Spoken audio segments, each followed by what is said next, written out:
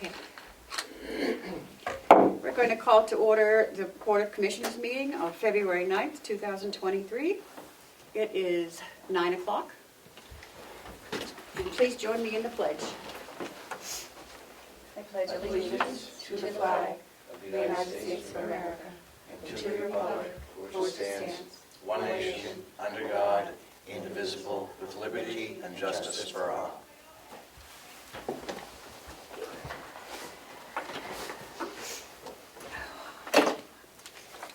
We can't do much. Media questions? I see none. Okay.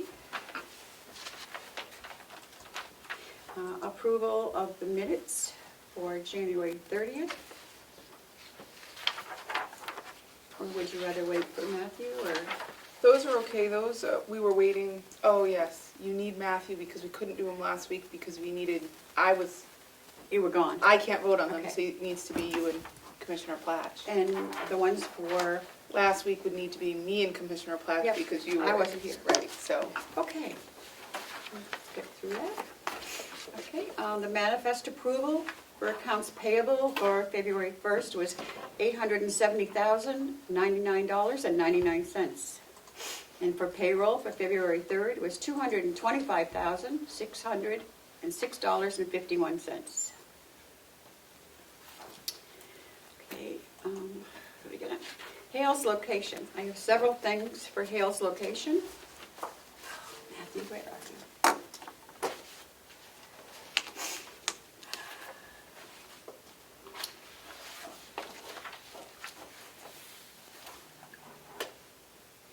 First of all, I have a reappointment for 2023 for the deputy wardens for Hales. I know we did one in January because it was a new fire chief, but now we have to do one for 23 because that was for 22. So I'll let you look at this. These are the two new ones, John Garcia, who is going to be the deputy warden, and Chad McCarthy, who is the deputy warden for Hales presently. So we just need to take a vote for that and sign those. And also on here. So I don't know if we want to wait. Do you want to wait for Matthew, or do you want to just go ahead and do it? I'm willing to go ahead and do it, but are you gonna vote on it? Well, that's what I mean. I probably shouldn't. Right, so let's just wait for Matthew. Although I did last time, but it's not a big deal. Yeah, we'll wait. Right. So we There gotta were all three of us, so you Yeah. were in the Yeah. majority anyway. wait. Okay.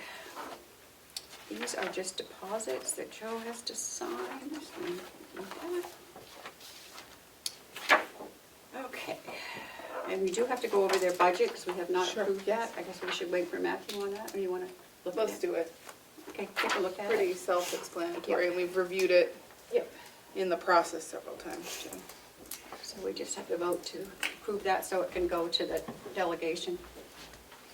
Motion to approve the 2023 proposed budget for the unincorporated place of Hale's location, even though it says budget for town, in a total gross appropriation of,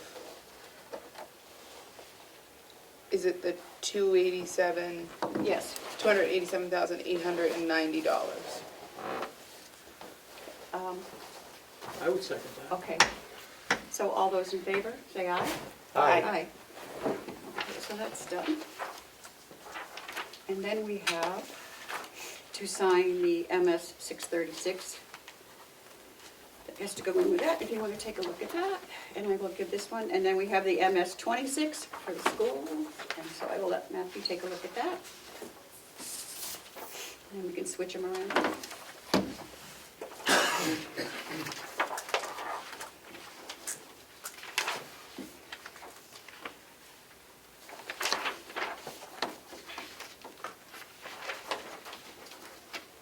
Has Joe seen these? I guess he's not involved, huh? He's not involved. Okay. This one looks good to me, Madam Chair. Okay.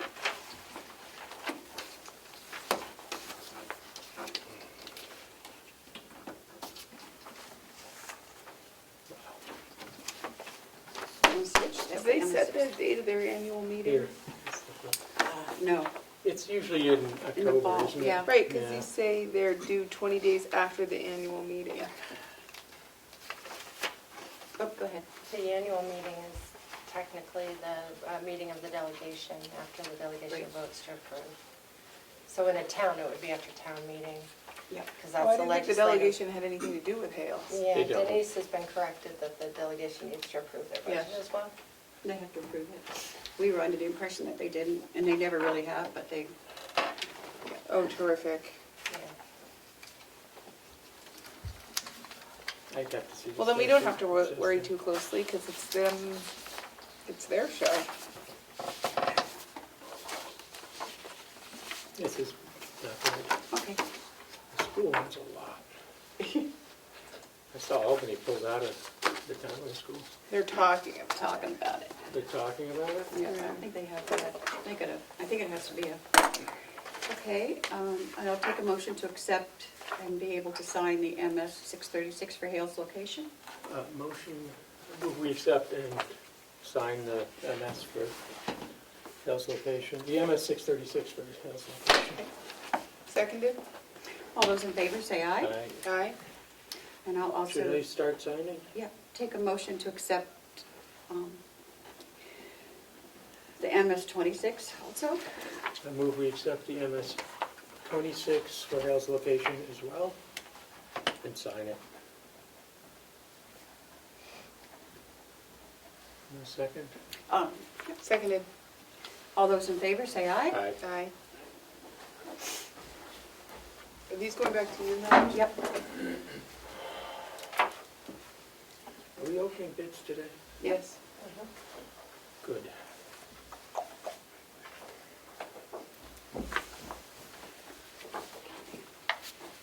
Did we lose a paper clip, Madam Chair? This one's all. Is Joe here today? No. I did have a conversation with him. Is he okay? He's okay, well, yeah, I miss he's him. still under treatment, Okay. but he said that, unfortunately for us, he doesn't have to be here, and that's in the statute. He just has to be able to oversee things, so he does not have to actually be at the county. Am I correct? Yes, Do we have to be here? yes. Oh. Well, I guess you didn't have to. Sounds like we ran for the wrong thing. We should have run for treasurer, do nothing, collect money. What could be better? We Not could have have a our meetings headache. anywhere. Good. Okay, so we'll go back to the minutes. Makes sense to be here. Yeah. Yeah. I'm just telling you, I did, Everything works better when you're here. I did talk to him, so, I mean, I can understand not being here for a lot of it, but like the budget, the TAN note, the things that have to do with finance. Did he actually say, unfortunately for you, I don't have to be there? something along that line. Words to that effect. Yeah, words to that effect. Okay. Okay, so we have the minutes of January 30th. And I believe, and Matthew, it was only you and I that were here, so, Yes, we didn't approve them last week. no. There's And they not look much to fine to it. me. Well, that was that short Monday. Yeah, Yeah. Monday meeting, It yeah. was just the one thing we had to do. Okay. They look fine to me. Okay, do you want to make the motion? Oh, I move we accept the minutes for January 30th. And I will second because I believe that Kim has to abstain. Okay? All those in favor, say aye. Aye. Aye. And do we have a signature copy? I Mine has a don't. line through it, I don't know why. Would you mind signing one of yours, and I can, Yeah. thank you. I'll sign this one. I think that line is just a mark on the photocopy. Yeah. Then also, the minutes for January 2nd, and we will do the same because I was not here for that one. February 2nd. February, yeah, jeez. Do you want me to make the motion, Commissioner Platts? I do have a signature.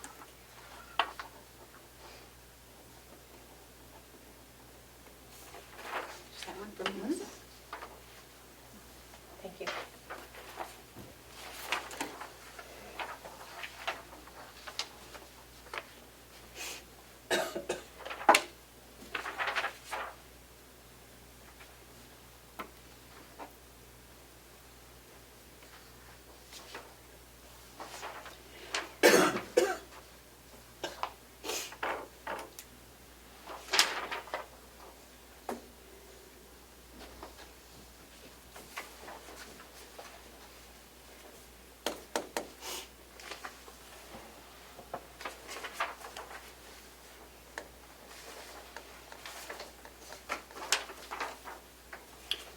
Sean, glad to have you back on campus. Didn't we do non-publics last week? Didn't- We only had that 2-hour meeting, but I do think we did have Didn't we one. go into non-public last week? Did I not put it in the minutes? It's not in minutes. Just- no. Okay, could you Could hold you those read- till next week? Yeah. I Yeah, better apologize for put that. that in. Yeah. Missed the whole paragraph. Okay. Yeah, sorry. No? Thank you. Okay, so Sorry why for don't we that. skip the finance report and the request for proposals and go to the bid opening for the courthouse? I have to go get this. Oh, okay, I'll be right back. okay.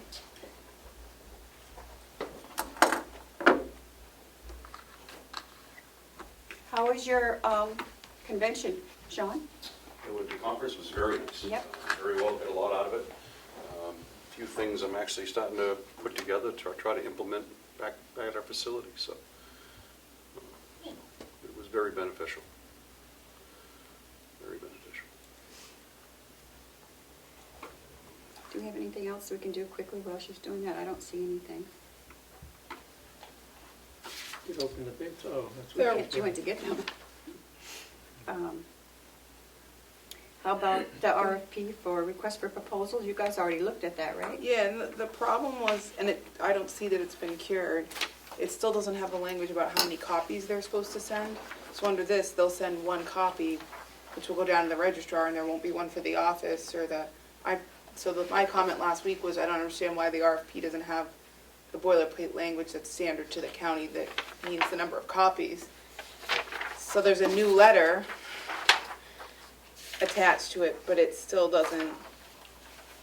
I talked to her this morning, and she said that Melissa did whatever she had to do with it. I don't know. Yeah, I still don't see that. Maybe I'm missing it. I don't see it either. Like it says, please submit bids for, and it describes what you should be submitting a bid for, and then it says, please submit them to the county, but it still doesn't say how many number you need, and I mean, maybe we don't need more than one, I just think it's difficult when people only send one, because then it goes to the department head, and then we don't have record of it in the finance office, and we should have record in the finance office of all the bids. The only thing that bothers me about not doing it, I think, didn't we do the one, we accepted the bids for the, not last week because I wasn't here, but the week before, we had all those ones for the jail, but we only had one copy of each one? Mhm. Why don't we approve it with the proviso with? Yeah, she that changes her it letter. If he fixed, because this is a draft letter only. But it's the second draft, and it's still, there's like one sentence that needs to be put in there, and it still didn't get put in, I think she so. needs to get it done. We can approve it, with the understanding that before it goes out, it has to be fixed. I could craft a motion with that requirement in, and then we can get this done.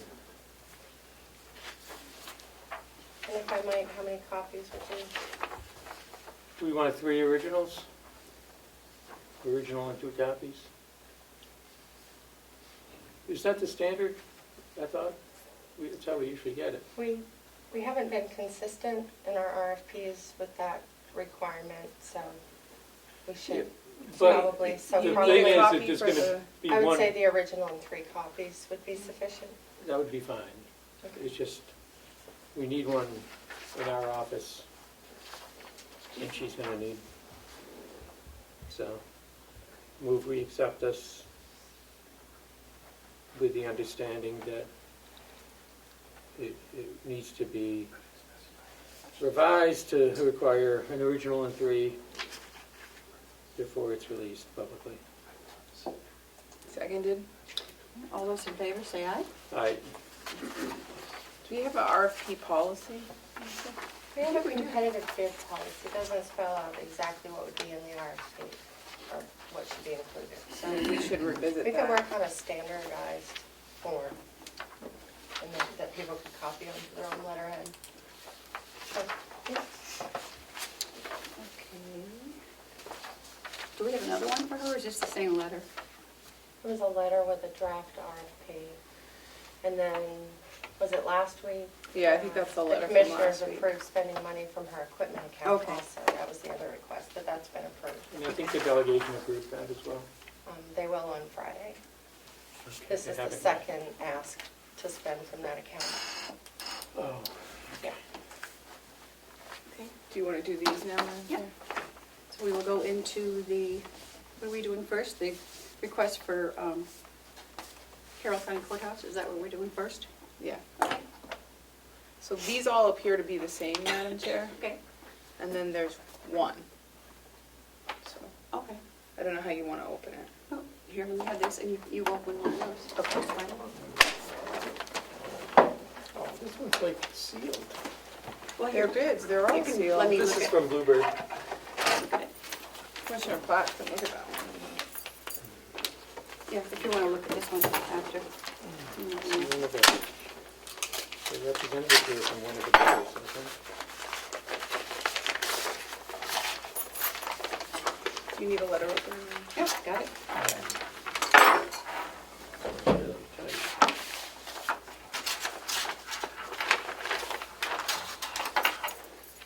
Should have borrowed Ed's knife.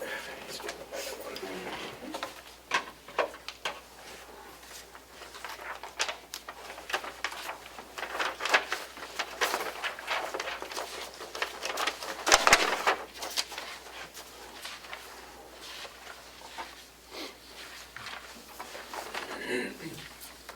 This was received on February 1st.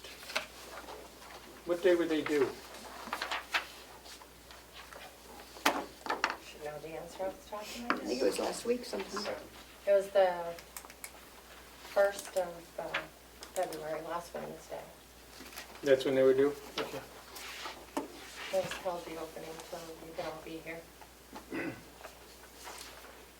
Oh, just look, there's the original and 3, so that must be our policy, after all.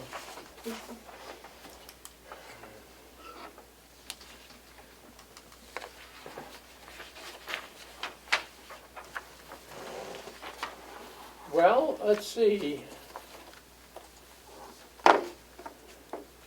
They did $101. It's from Bluebird Oh, Bluebird. in North Conway, yeah. Okay. And And their plans for the, to save the building, preserve it. That's what? This, we have focused, they don't really say, they, to this point, have focused on affordable housing. It's not really conducive to housing unless you're going to change all the character of the building. But they can appreciate how unique and important the courthouse is, and we would be honored to be part of its history, they say. If you receive a proposal from someone in the local Ossipee community to utilize the courthouse, we would be happy for you to accept that proposal. Oh, Okay. okay. If you do not have a proposal that would allow this structure to be saved, we would like to throw our hat in the ring, and we will work to come up with a use that preserves the building and keeps it accessible. So they really aren't preserving or proposing a use at this time. They just want it saved. They're willing to, Yeah. they just want to make, offer their help if we don't get another proposal that's suitable. And I think that's nice of them. Yes. okay.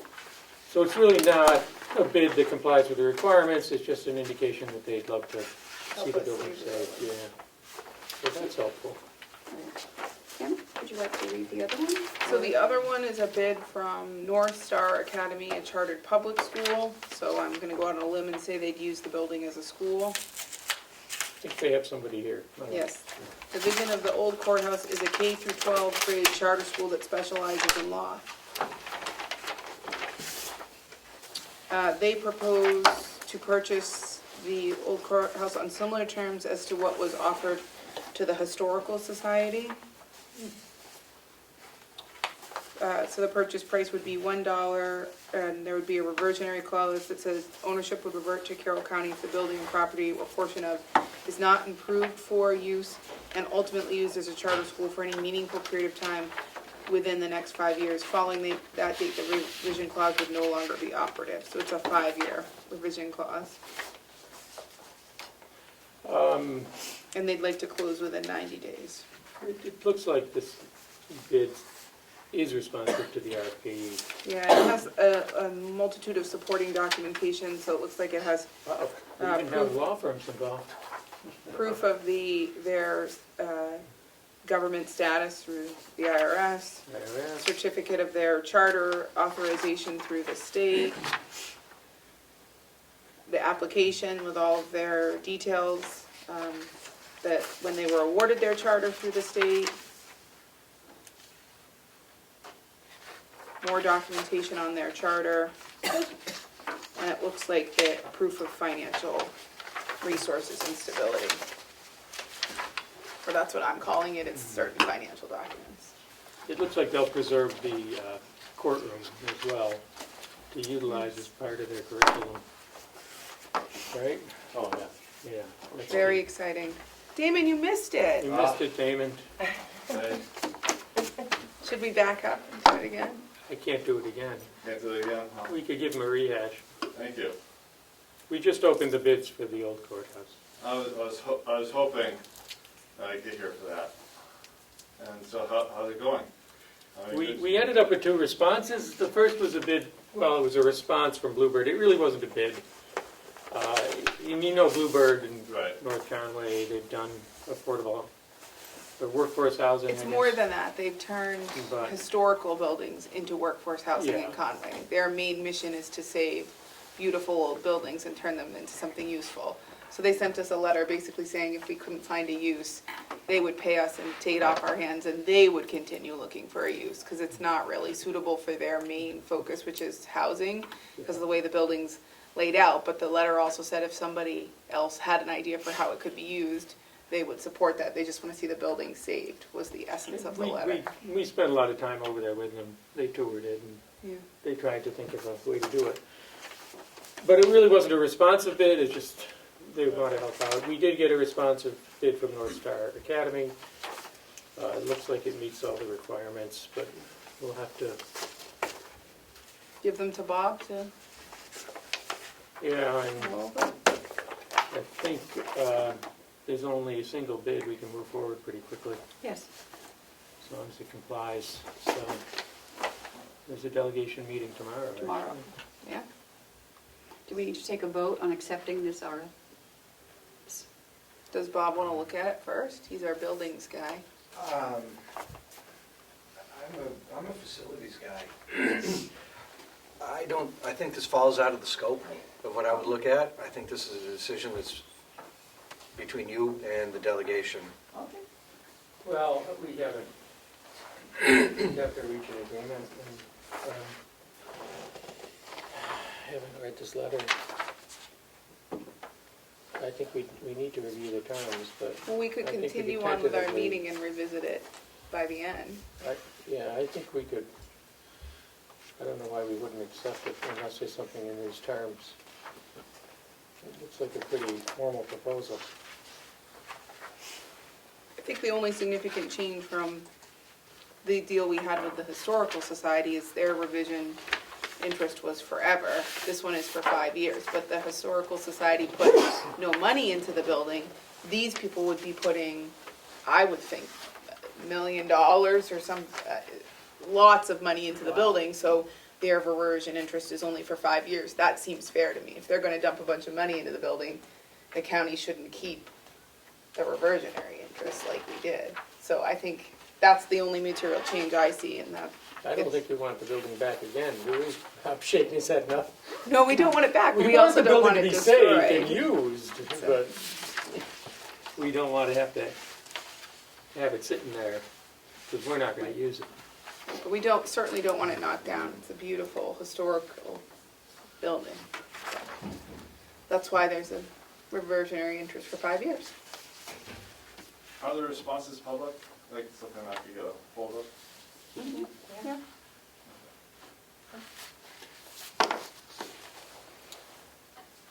I move we accept this agreement, this proposal from North Star Academy and move forward with negotiating a purchase agreement. Accepting subject to final negotiation of the purchase agreement. Seconded? All those in favor, say aye. Aye. Aye. I think the delegation meeting is at 1 o'clock tomorrow. This one is unopened. Melissa, do you want me to open it or trust Yeah, her? yeah, I'll be Better interested. make sure. I think we should get our law firm involved. Yep. Same procedure. Yeah, contacts my law firm too, so. Yeah. If that's it, we'll work something out. And can I also have the Bluebird one if you don't mind? Yeah. I'd like to scan them both. Do you have the Bob, Bluebird? how much, I'm sorry. The Bluebird one? I do. I wanted to ask Bob a question. How much oil is in the tank right now? I can't tell you gallons, but it's probably got You about want a a third of copy the of tank. this? $1 million worth of oil. Yeah, something like that. I think we want to be, I know that the delegation would want to see us reimburse for the oil. Yeah, it's in the going on, so anything that you guys spent since Okay. you've, Okay, that works. it's in there a little bit, so it's not technically $1, it's Yeah. Understood. a little more than that. $1 plus. I think that's what Plus the, cost, exactly. that's what the Historical Society did pay. They paid $1 at that back then, so. Well, good luck. All right, thank you. We will see you tomorrow. Thank you, Yes. and congratulations. Thanks. Okay, and I guess we're gonna do the recommendation for that. We'll get to do that. This is good. Does this need to be, we're talking about the security, does this need to go into non-public or? I don't think so. We're not gonna get into details. Okay, just bids, okay. Yeah, we're just gonna Sounds go good. No, You say so? it doesn't have to go into non-public. We shouldn't give any details. No. Are we I don't know, did you passing see these back down to Melissa? Wolfboro put their entire blueprint for their new public safety building on the internet? Excuse me. It's an interesting strategy. Actually, now that you mention that, Tufton Boroughs Police Station is posted on the website as well. But that's an issue. Is Tufton Boroughs Town Hall? That's what the police station is, right? Currently, yeah. Okay, what do you got for us? Well, I come today with this 6 different bids for our security, upgrade of security project with the facility. Wide range as far as price goes. One particular one, the bids seem to be a little incomplete to Bob and I. Bob and I spent, what, Monday? Yeah. Together, Tuesday. reviewing these bids. Spent a lot of time reviewing, going through it page by page. This is for the capital project? This is, Yeah. yes, this is for the capital project, for the security upgrade. A lot of inconsistencies in the bids. They were all over the place. They were all over the place as far as price goes, anywhere from, well, one was $18,000, which more, the more you look into it, because the bid seems to be, well, at least what they sent, seems to be incomplete. But when you look into it a little deeper, it actually looks like they're just sending a PMI, like a preventative maintenance thing, not actually wanting to do the whole job. But hey, we're here if you want. This is what it would cost us to do a preventive maintenance for you, which came in at around $18,240. And then there's, 82. huh? It was $18,000. 18,000, okay. It was $18,240 for that. And that's how, after reading it a little closer, it's like, well, it's more of a PMI than an actual bid to do the whole project and repair and whatnot. And then, the lowest bid after that was $219,215, and then the highest was another company came in at $732,555. So there was a wide range across there. So going through and going through them, we found a few of them didn't quite meet the full needs or requirements of the proposed RFP or the job. Would have fell just short of a couple of things, and particularly certain priorities with some of the things, servers and whatnot, that need to be changed over. So after going through and spending a lot of time, we did come across, we narrowed down to 2. One was the highest, 732, and then we had the next lowest, basically, which came in at $665,515, which the company's name is Minuteman, and that's the one we would like to request to move forward with. It's under budget, it's It's- under what we anticipated. It's still under what we anticipated. They both technically were under. Both of them, yeah. Yeah. There's roughly $80,000 or $90,000 difference between the two. The one, 732 One Source Security was that company. They actually exceeded the RFP. They were actually going to give us a little more, but we were going to pay a little more. So part of me was like, oh man, more for our dollar kind of thing. But what we really need for the RFP fits the 665, and it'll meet the needs of What is we're the requesting. additional thing? Is it something that, Replacements of like all the speaker systems, stuff like that. And cabling. Some cabling, which, There's certain things that there's non-moving parts, non-electronic components that, well, I don't want to say non-electronic, but non-critical components that can be reused. And, They work fine. And they work fine. they're seeing it working fine now. I mean, granted, they've been in the building since the building was built, so, like this is what Bob and I were back and forth on, because I was kind of leaning, going, well, but they work fine now, but who's to say in 5 months or 5 years they're gonna work fine, But they're gonna hold up with the new equipment. That's what I would- Yeah, will the and new equipment tax? Yeah, see, the high bid included changing all of that out, and we're not certain that it needs to be all changed Why don't we out. revisit that later? So, what Is we're it the getting, same company that, well, what we're getting at is the next lowest bid, the one that we're favoring, there's a difference of over $70,000 Yeah, between. yeah, it's 732,555 is the highest bid, and then the one we're looking at actually awarding this to is 665,515. So it's roughly 80,000. Just quick math. And in their proposal, they specify that we're going to examine everything, make sure that everything works, and if we do find a couple of components that don't work, that are not included in their RFP, it'll be above and beyond. So if they find $10,000, $20,000 worth of items, I'm just throwing out wild-ass numbers, we're still ahead of the game, way ahead of the game. maybe we should go into non-public, because it would ask some questions. I mean, we're talking about cable and some speakers, essentially. The only other thing I see in there is that the difference is in Minuteman's proposal, and this is, I am torn, extremely torn on which way to go. Even up to, I talked to Bob about it last night, and I'm like, I don't know, man, I'm still kind of leaning this way. I get why we want to award this, and it's that what ifs, and I don't want to run into a what if 6 months, a year, or 2 years down the road. But I also get the reasoning of going with who we, mutually agreed upon. But the other piece I did see in this is in the Minuteman's, it gives you a time frame that they'll be in your building. After 3:30, if there's more to do or if they're not done, it's going to be an extra fee. The other company does not have that language. They're going to, there's no restrictions of 8 hours a day. And anything beyond that is going to be extra fee. So that's kind of the other thing where I'm kind of going, well, what happens if they're in the middle of something that needs to be done? Because if it's not up and running, it's going to affect the operations. Right. And it's now 3:15, and they're like, hey, we got another hour. This nickel and diming, is that going to be Is that with the 665? Or that's the Minuteman company, the one we're looking at awarding.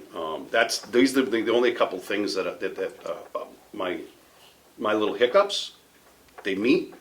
I mean, I don't want to do them wrong because they meet the RFP, 100%. Both of these companies are worthy. They've met the requirements of the RFP. One just has a few more bells and whistles, but we're struggling with the justification of the extra $70,000, $80,000. That's a lot of money. And that's So really which one is saying they can only work till 3 o'clock? the Minuteman, the one we're looking at, till 3:30 or whatever it is, it clearly states. And Is there a timeline for completing the project? there is not a timeline. I mean, as soon as it's basically working on it until it's completed. There's no lockdown in the RFP of it needs to be completed within 30 days or whatever. And both of them, it's minimal downtime. Yeah. We can't have any overnight downtime. Yeah. So it'll be functional as they How much go. did we anticipate? It was over 800? We bid 830,000, I believe, is what we agreed to on the loan, was what the delegation voted on. It was 830,000. So even the other one is almost $100,000. Less Yeah. than Both what, of them are under the. oh, they're well under what we Our budgeted amount.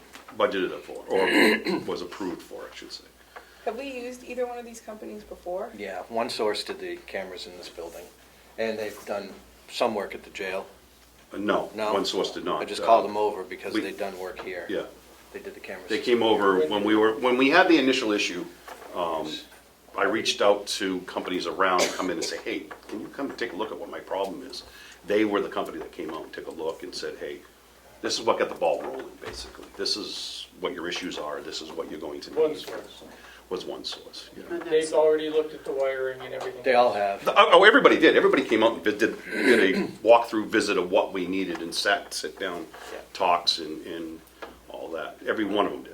There was actually 7 companies that came in, but only 6 individuals submitted bids. 6 companies, I should say, or vendors. And did they include any language that says, once we get into it, we'll know whether we need to do something else? I don't recall seeing that language in that one. Well, no, because They're looking at replacing it, so because that's why. because they're looking at doing it 100%. Just saying, you know what, And let's the just, Minuteman says, We're going to do it 98%, and the other 2% we'll deal with if we have to. if we come across something that's The wiring is outside of the scope 98. of this, we would replace it. the wiring is more than 2%. Well, I'm just throwing out. he's just throwing out They're figures. doing 90% or 88%. But these are non-critical. Well, I don't want to say non-critical Well, either. if they but- don't work, that's pretty critical. Yeah, but if it's going to be extra to replace that, I'm not sure it's $80,000 worth of work. So it's basically the dollar sign at the end of the proposals that is. What is your gut instinct? Even as I'm just That's what I sitting, would go with. even I just sitting over there and you know, Yeah. and Bob sold me but like I even said to him over there this morning, I'm like, man, I don't know, my One Source is still my gut, where I'm kind of going, I'm thinking we stay with One that. Source before. And his reply was, in Yes. fairness, he says he'll support either one, but the thoughts are of, I'm having a hard That time $80,000. justifying that extra $80,000. Both companies will work. If we go with the one that's less, we have to leave a contingency in case they do Yeah. find something. we'd have to leave some money out there to We'd be have to leave some available. money out there to be available as a contingency. Both companies are capable, both companies are qualified, both companies are going to get the job done. It's just one company is saying, well, we may not need to do that. But, you know, and the part that I'm struggling with is we've been, trying to use a PC term here, we've been messing around with that security system at the jail for years. Band-Aid Throwing fix. Band-Aid fixes, throwing bits of money at it, and it's been nothing but wrong, which has gotten us to where we are today. So One Source coming in and doing it all over, 100%, probably is the right thing to do. Then why are you recommending the other one? Because I'm trying to save $80,000. I get that, but in the long run, What about that's the- been Bob and I's back and forth to be Yeah. 100%. And Yeah. what about the follow-on? Well, After it's done, what happens? Well, the follow-up, there's maintenance agreements. there is maintenance agreements. Now, everything, Maintenance the agreements. servers that go to be put in, the encoders, the pieces, and both companies are using the exact same manufacturers, Gallagher's and all that, Minuteman and One Source. They automatically come with standard 5-year manufacturing warranties. We can extend them out to 10 years. Actually, one of the ones can go up to 15 years if we do PMI, preventive maintenance agreements, yearly agreements that are roughly like $20,000 a year, $22,000 a year. Which one was that? All of them had some kind of a maintenance agreement that Do we had currently a pay substantial fee. maintenance? No, we don't. The company that yeah. Why not just do the $18,000 PMI and be done? Like the One Source has a 20, has an annual cost, Not entirely. a yearly annual cost of $22,310. That's their PMI. You know, and they'll come in and, that covers everything. For 15 years? It's per year. That's per year. Which one was After that the one first from? year. That was One Source. Okay. After the first year? Yes. Minuteman's $40 was this 30-something thousand, if I recall. Oh, so they're a little more expensive. They were a little on the more in their maintenance, PMI, But they're less on. Was 34,000 on their PMI. Now, both vendors are using the exact same products that are 5-year manufacturing warranties. So that's the controllers, some servers, whatnot. They automatically both offering a 1-year parts and labor warranty for 1 year, automatic in this proposal. And then the PMIs after that. So, you know, it could be something we budget for each year, the PMI. Now, they could be offering us a Cadillac, both these companies could be offering us their Cadillac PMI. Could we sit down with them and talk to them and say, hey, listen, can we break that down some? Do we really need our bolts and nuts greased Those every day, agreements are negotiable. So, we could get those negotiated down some, so, but what they're doing is they're just throwing off their Cadillac end, no doubt. So we could nickel and dime that down. So there's only, what, $67,000 difference in the two? But Is that what it's less than that, because if you go with the maintenance program, the This one company is- that was more expensive Is is about, $12,000 more. yeah, so in 5 years of maintenance, Mm-hmm. we've eaten the gap and now they were even anyway. That's right. So it's not really more once No. if you think If about, you look at it that if we're way. gonna go with a preventative maintenance plan, you Mhm. close that gap Yep. much quicker, and the other one is the Cadillac with the Mhm. all-new Mhm. bells and whistles. So I don't know if that helps your initial gut reaction, Bob, about the $80,000, Because of because the we would difference in the make it annual- up in the annual. The difference in the annual payment on the loan is gonna I just a more than thought. offset and- that. Like I said, And- I would support either of these And my for the concern companies. is It's if the they dollars get, that I'm concerned about. if they get in there Mhm. and have It's a loan. to start doing piecemeal, are we Nickel and gonna diming go us. way over? The that- difference the in the difference. PMI pays the additional amount on the Yeah. loan. what I'm it's I'm at. worried about the nickel and diming down the road, or, hey, yeah, this is working now, but in 5 months, I mean, some of this stuff's been installed since the building was manufactured. Right. You're talking 2004, if I recall, off the top of my head. 2003, yeah. Yeah. So, some of those speakers that are in this, the intercom systems, stuff Have like you that. worked with Minuteman before? I've never worked with either of these companies. Now, Have Bob you, said, Tom? No, I haven't worked with Have we Minuteman. had a good experience with OneSource? Yeah, they did a good job in this building. That's why I recommended that we include them in this process, because they did a good job here. But Minuteman has extensive corrections experience. Just OneSource? don't Not as recall much. seeing. I mean, they have, I mean, locks are locks, cameras are cameras, That's what I'm thinking. you know, at the end of the day. Minuteman is a lot out of Maine, a lot of correctional facilities out of Maine, Use OneSource. county, huh?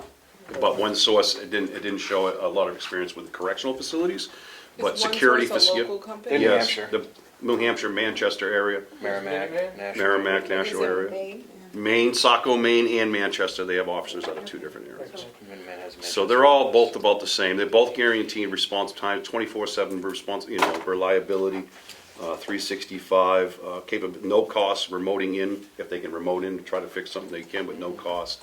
But they both guarantee within the contract a 4-hour response time if they have to go and call.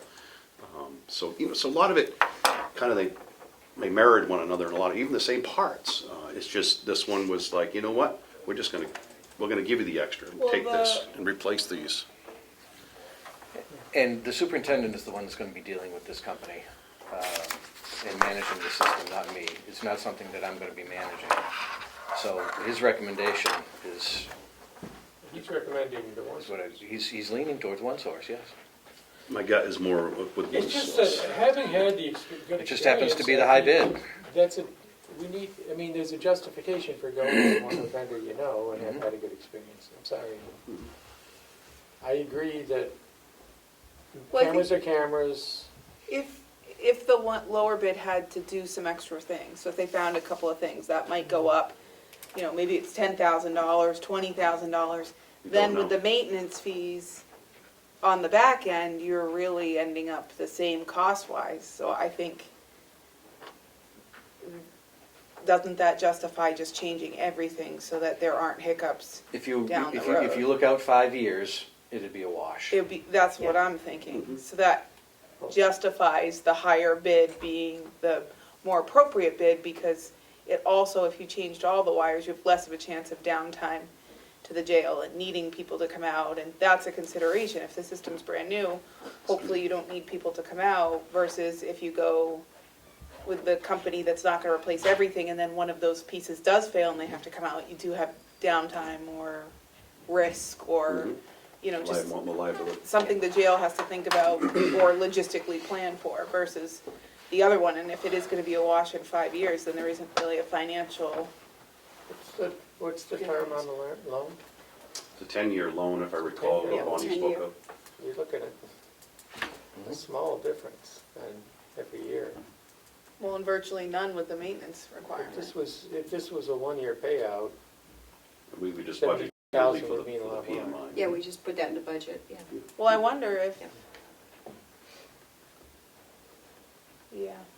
yeah, it wouldn't make sense to Put it in the prepay PMI and then pay it with a loan. That's silly, because Yeah. you're paying interest. What bothers me is the one bid that's less has stuff in there suggesting, we're not sure this is the amount, it could go up, but the one that's a little more, they're saying, this is it, this is everything, this is all we're gonna do. Pretty much. The high bid is ignoring the variables. They're taking away the variables and making them positives. They're not ignoring them, they took them away. They took them They took away. them out of the Yeah, equation. that's, The lower bid That's what I'm has the saying. variables in the equation, Yep. and so it's uncertain. Yep. That's the minimum it's gonna be. That is my hangup. that's what we got out of it. And the higher bid does not have you're gonna have days when something has to be done after 3 o'clock, because you can't leave it overnight. Mhm. And the higher bid doesn't even have that, it's The lower done. bid assumes a certain amount of risk. Yeah. Personally, I don't if wanna I take was the risk. doing this in my home, something in my home, I would go with not having to think about it in 2 years or the next day or Or if you were something. buying a home, knowing that Yeah, Worry-free problem. the choice between 2 homes and there's a mortgage over 10 years, you're gonna go with the one that has everything you need, no concerns. Oh, talk about that, my mortgage is all over next month. Really?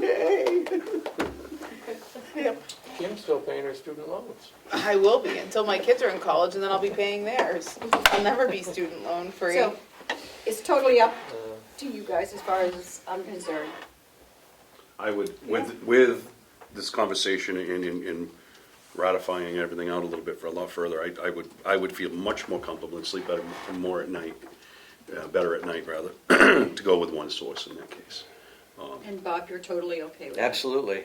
Okay. And it's still under budget. Yes, Yes. still, They're all it's still under budget. almost $100,000 under Yeah. budget.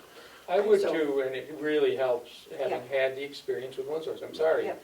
They're a Yep. known vendor, they're in New Hampshire, they're close by, Yep. and we've had a positive experience with Yep. them. I was just struggling with justifying that the extra money, but we've talked it through, and as Yep. long as everybody's happy, I can certainly support one source, Stick absolutely. with the vendor we know. Would you like to make a motion? I move we authorize approving this one source proposal. I don't have the amount. In the amount of, 732. Oh, well, nope, 732,000. I got it right there, what- 732, 555, 30, And move forward with negotiating an agreement. which will be next year. We don't have to worry about that this year. We'll be under warranty for a year. Yep. I'll work with them as far as our PMI. Yeah. Yeah. Because we're gonna be, this will lock us in automatically for a 1-year warranty on parts, labor, and everything. Keep them outside. Seconded? All those in favor, say aye. Aye. There's Thank you. people Done outside. deal. What are they Thank you. doing out The there? solar. Yep. on the agenda. We can't move forward until the budget passes, Yeah. Yeah, but we Yeah. can tell them that. But I That's can- not yeah. true, is it? Yeah. Huh? They approved the loan, I thought. yeah, the loan's been approved. Oh, Yeah. good, I Yeah. didn't know that. That's Yeah. why we did it as a Done, loan. check. Excellent, Yeah. No, they did that just prior to me going to the conference. That's why we did it. excellent, The, excellent. So we could yeah, the lock it loan's in. been approved, but This, they're not doing the loan until they get the audit yeah, stuff done. yeah, But I at have least some, we could get things ordered and get it Get the in ball place, rolling. Get the ball rolling. Excellent. you have other things, like the thing, I know I have a new hire for later, I think I'm on there, right? Yes, I know. And then, Do we want to do it now? We could do that before 10. It's quick and short. And Bob also needed a non-public, Yep. if you wanted to get both of those Why don't we before go to your non-public appointment. then? And Bob, yours was A, and Sean was B. I make a motion that we go into non-public, Madam Chair, under RSA 91A3, Roman numeral 2, subsections A and C. Seconded. B. A and C or A and B? A and B. A and B. I'm sorry, A and B. I misheard. A to My B. apologies. Seconded. All those in favor, roll call vote? Commissioner Tesari. Aye. Chairman McCarthy. Aye. Commissioner Black. Aye. Recording stopped. 9:50. That I'll say. Okay, I'll wait a motion to come out of non-public. Oh, so moved. And seal the minutes. Seconded. All those in favor, say aye. Aye. Aye. Aye. It is 10:40. And the announcement we have is that we have a new hire in the House of Corrections. His name is Raymond Hickey. Okay, so now we have,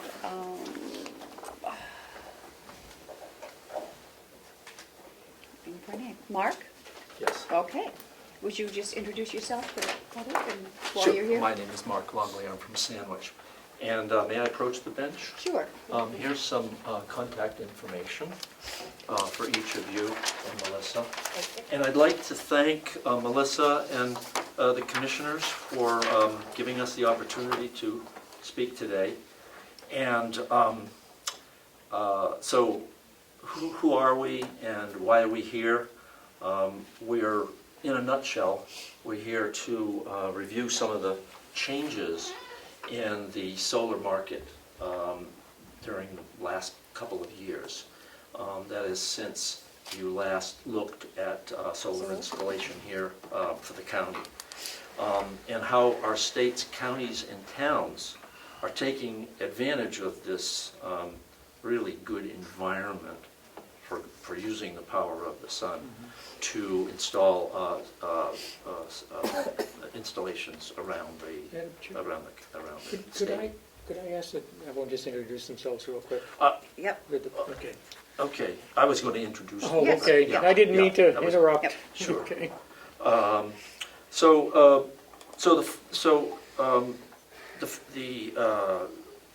And as these installations go in counties and in towns, the taxpayers are saving a lot of money. The four of us are county taxpayers. We're not from any one organization, but we've been involved with solar projects, either residential or municipal, more recently, and we thought you'd like to hear some of what we learned, in the hope that you might consider resuming the solar cost-benefit analysis that you started in 2021. So Wharton Sinkler is a retired engineer and a member of the Sandwich Energy Committee, to my left. Tim Miner is a Sandwich building contractor and also a member of our Energy Committee. Russ Dowd is a retired manager of Pine Tree Power, and he's from Madison, and has been associated with the town's Energy Advisory Committee. And Madison, by the way, installed a solar panel array, 3 years ago. I'm Mark Longley. I'm a retired polymer chemist and quality systems manager, and I installed a rooftop solar system at my house 5 years ago. No, 7 years ago. Yeah, I got payback. So go ahead, Ward. Yeah, thank you very much for doing this. I'm Wharton Sinkler, resident of Sandwich, Carroll County resident, and I'm on the Energy Committee in Sandwich. And we're really here to encourage you to make an initiative to investigate the opportunity of solar. I think, you have had some experience with this in the past. USource was a consultant who came in 2021 and spoke, and really since the middle of last year, there is now more federal funding in support of solar, and so the opportunities that were identified a couple of years ago are really significantly more compelling right now. This is locally generated power instead of dollars flowing out of our area. They represent cost savings as well as local product. Doing the math for the Sandwich Energy Committee, it's quite surprising how profitable these things can be, with payback times on the order of 10 years or even slightly less than that. But it is a complicated endeavor to evaluate, figure out the right location. So I think of anything that I'm here to really advocate for, I would advocate that you make this a formal process, either engage a consultant or have your own committee, standing committee of citizens knowledgeable in the area to go through all of the evaluation, the communications with utilities, the considerations of behind the meter or not behind the meter use, what's the proper size, et cetera, et cetera. There's really a lot of decisions that need to be made to get this right for the county, but that it is a great opportunity, and you know, a commitment on that level by the commission is something that I think all of us would certainly be very glad to see happen, and it would put you in a position to really put some dollars and cents on what this opportunity looks like, all the pros and cons. You know, I have a list of bullet points. If you want, I can enter that into the record. But, you know, there's more things in there that I don't want to go over because some of them are pretty well-known, and I'll leave some other comments to my colleagues as they also have some things to say. But yes, thank you again very much for your time. And please feel free to, you know, interrupt and ask questions if you want, or if you want to wait till the end, that's fine too. Tim? Tim Miner from Sandwich. I'm a building contractor, and we've worked for many years with solar installations on our projects. And I've had experience recently in the past several years with larger installations at a school that I'm associated with. We've worked with Revision Energy to produce almost a megawatt of power for that school. So I think I would pretty much just echo what Wharton said, that I think it would be a strategic fiduciary decision to pursue this for the county, because I think it can result in long-term savings for taxpayers, and that savings, that income will go out 25 to 40 years with the lifespan of an array, and it will, depending on this particular situation and what a study would show, may cost a modest amount of money for up to several years, add to the budget, but over the long-term lifespan of an array, you will save the taxpayers of this county thousands and thousands of dollars. And just as importantly, you'll be producing or harvesting energy that's local, and it's much less affected by international and national trends and disruptions to our energy sources that we have recently experienced with the Ukraine invasion and the pandemic disruptions. I think that to the extent that we can take advantage and harvest our energy that's here, we have very few sources available where we live. There's solar, and there's wood, and there's wind, and there are problems with wind around here. It's not a great area. So I think you could make a decision that would benefit all of us a great deal for a long time if you would explore this and see what the particulars would be. Madam Chair and members of the Commission, thank you for letting us speak. My name is Russ Dowd. I'm a resident of Madison. I've been a resident for 42 years and a taxpayer for 45. And to add a little bit to this, I was manager of Pine Tree Power for over 25 years, and have been involved with a number of energy groups and other groups in the state, particularly advocating wood energy. However, I'm the case study of the group from the town of Madison that in 2020 we commissioned a PD system for the town, albeit small. However, it's been paying us back, and it's presently it's exceeding our expectations. In the outset, it was not really a home run project, and it was marginal but doable. And the first year it might have been 7%, second year 7.7% return, a savings on 8 meters in the town. Last year, 32%. And going forward for the next several months, at least for the next 6 months, based on the PUC's allowance, what the PUC is putting forth for energy cost, it's gonna be doing just as well. So it is a PPA. There's a little risk there, but it's working for us, and we were able to get that done. It was a learning experience, trust me. However, it right now is, looking good for the town. That can change, but at the present time, we're feeling that it was a really good project, and it works. In fact, solar in New England is beyond what most folks probably aren't aware of. But like, for example, before I came into the room, considering the weather, that New England right now is putting over 200 megawatts of solar energy into the grid. Last summer, there were days where it was 400 megawatts of electricity onto the grid.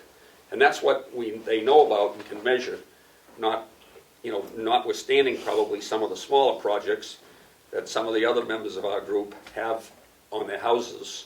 So that being said, that's why we're here, that I think it's really time for the county to really consider looking at this, because it's also about energy mix.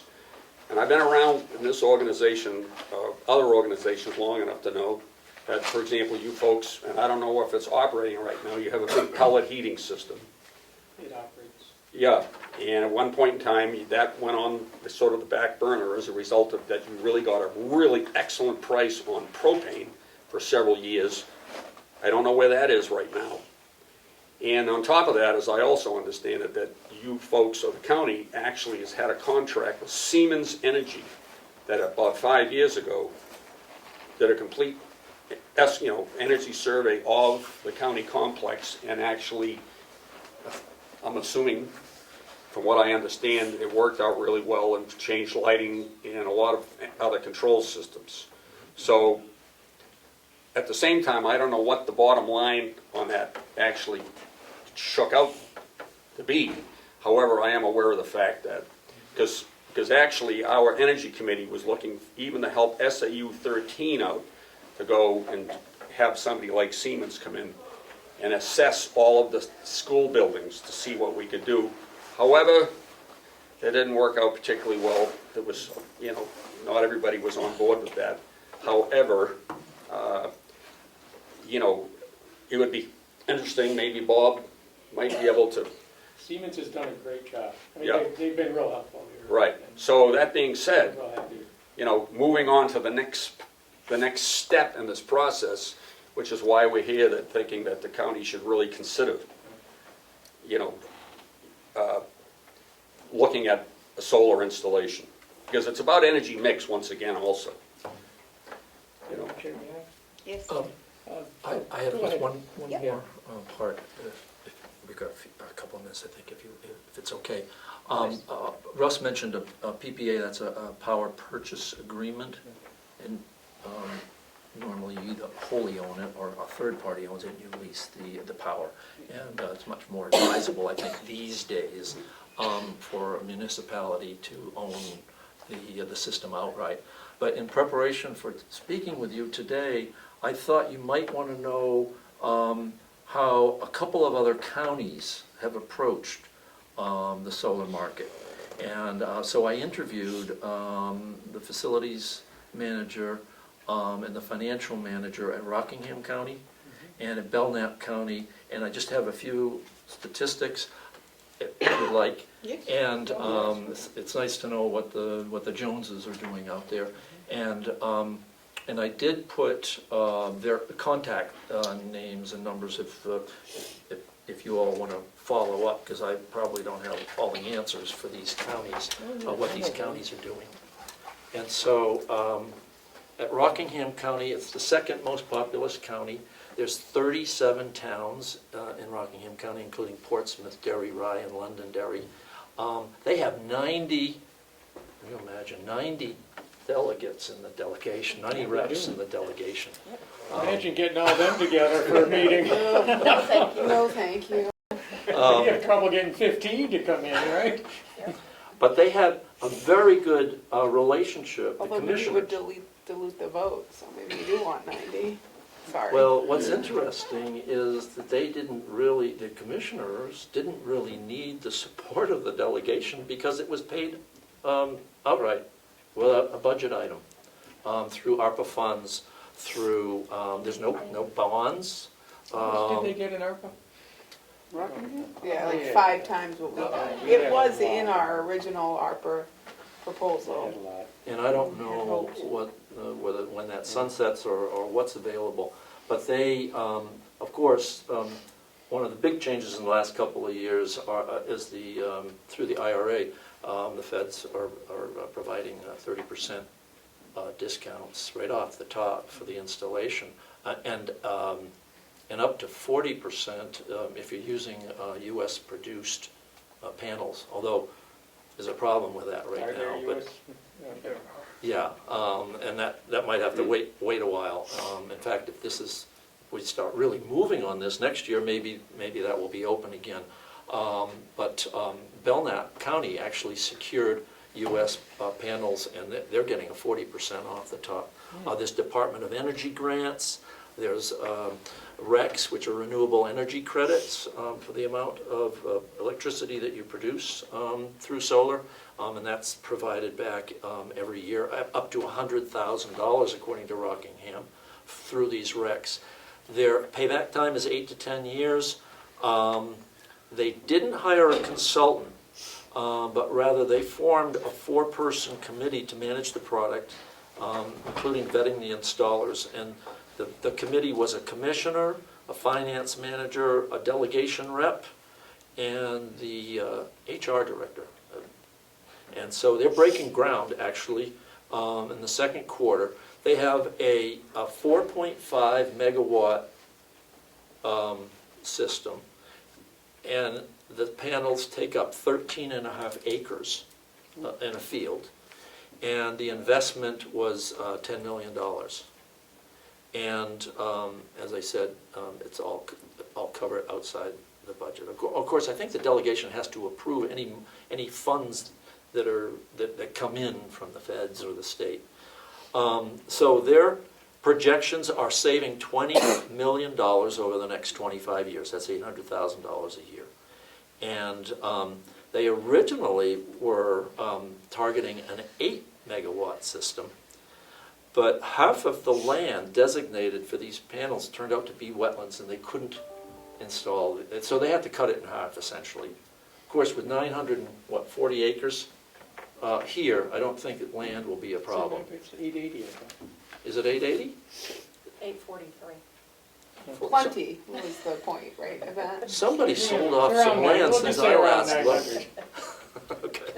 But and Wendy Scribner, I know, has some ideas on where this could be placed. A couple of years ago, they wanted to put it up next to the jail, but that was a conflict, I think, with some hayfields. So that's Rockingham County. Belknap County is like 1/3 the size. Of course, it's a smaller county. 1.4 megawatt system. It covers all of their electrical needs. Panels take up 3.9 acres, 1,200 panels in a field next to the complex. $3.5 million investment, payback time 8 to 10.5 years. No cost to county taxpayers. Funded almost all by ARPA funds.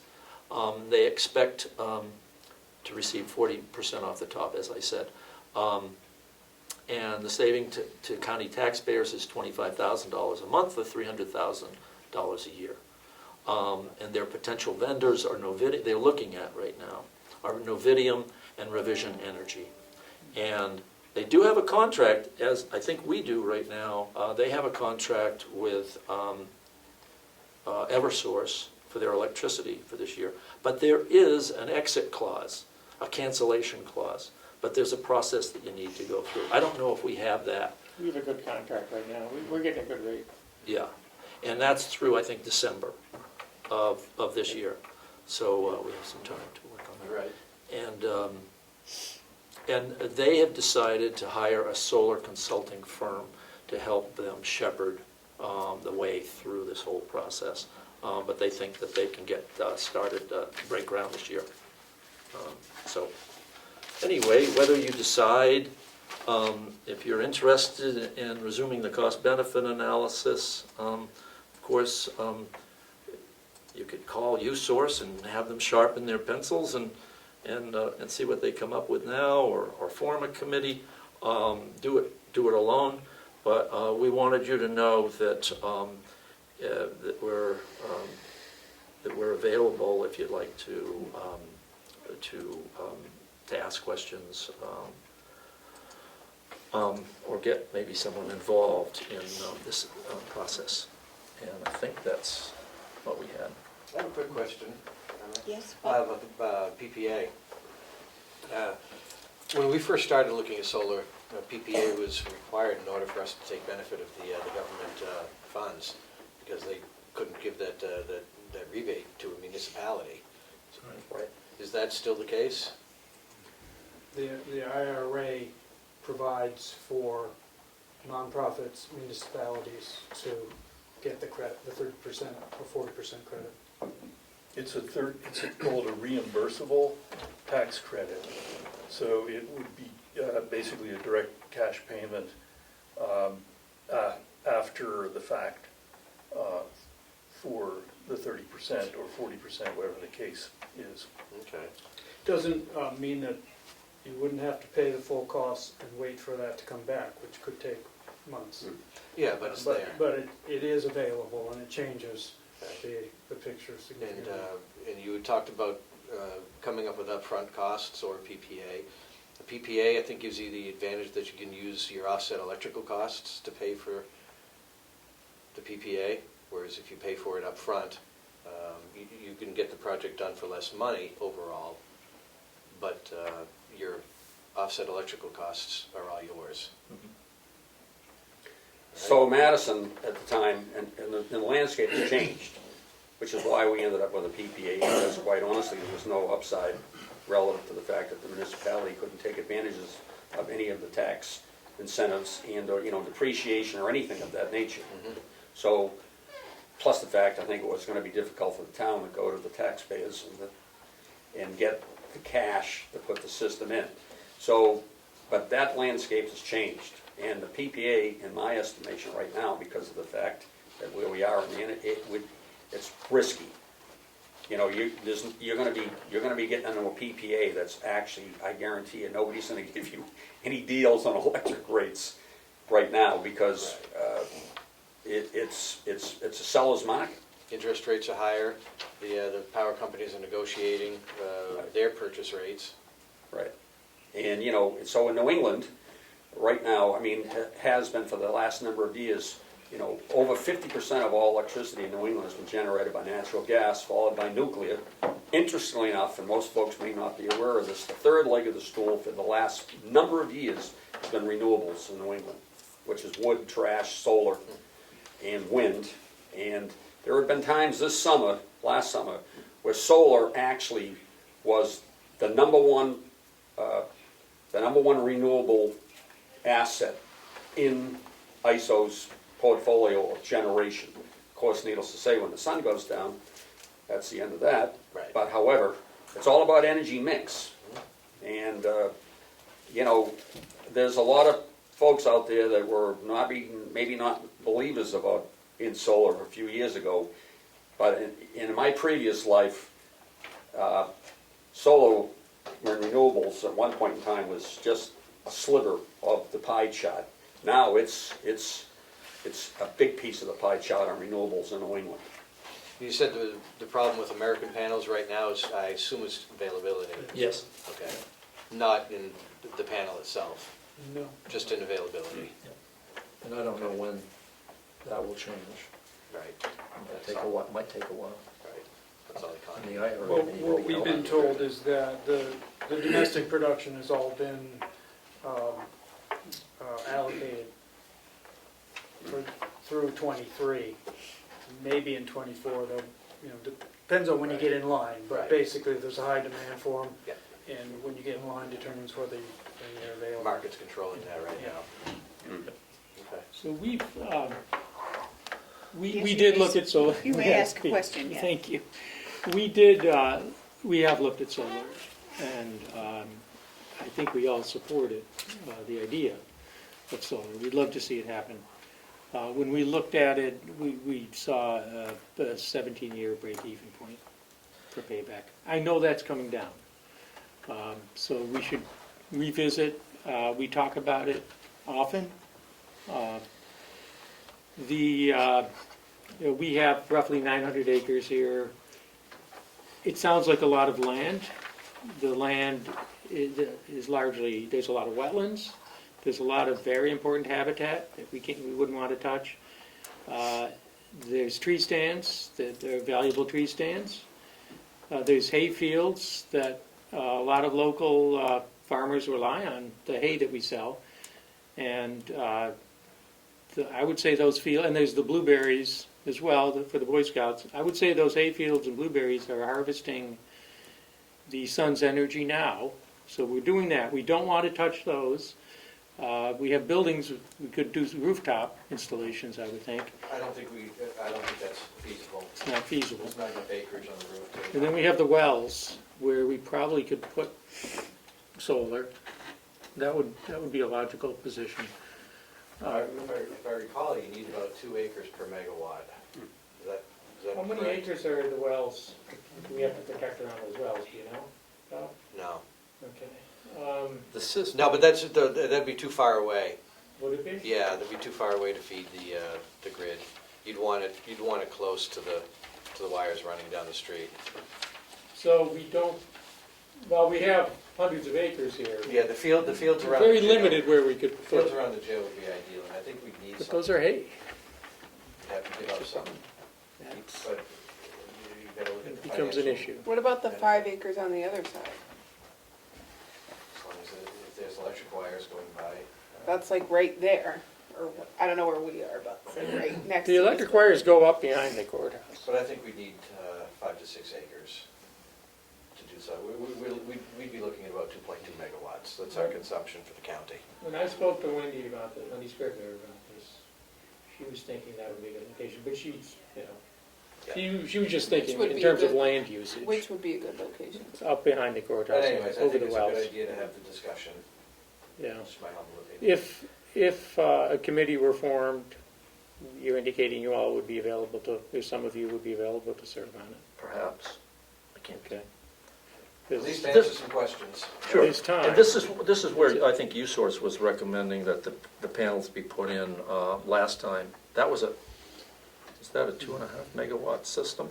Right behind the jail. Yes. But that was a hayfield, I think. It's a productive Still a acre. hayfield. It's But of very course, when you productive. do the cost-benefit analysis, the savings, that's the only place to put it. It might far outweigh. That location I hate happens to to say. have some of the best hay, too. Yeah. That's high yield. If you all buy hay, if you've been buying hay recently, you know how valuable that is. No And there are longer, people that thank you. rely on it. I've got 20 acres I can donate to the county for hay production. We'll take it. Oh, yeah. Is that on? I don't know if we can get our equipment up there, but I think some of this discussion is a good indication of why formal process with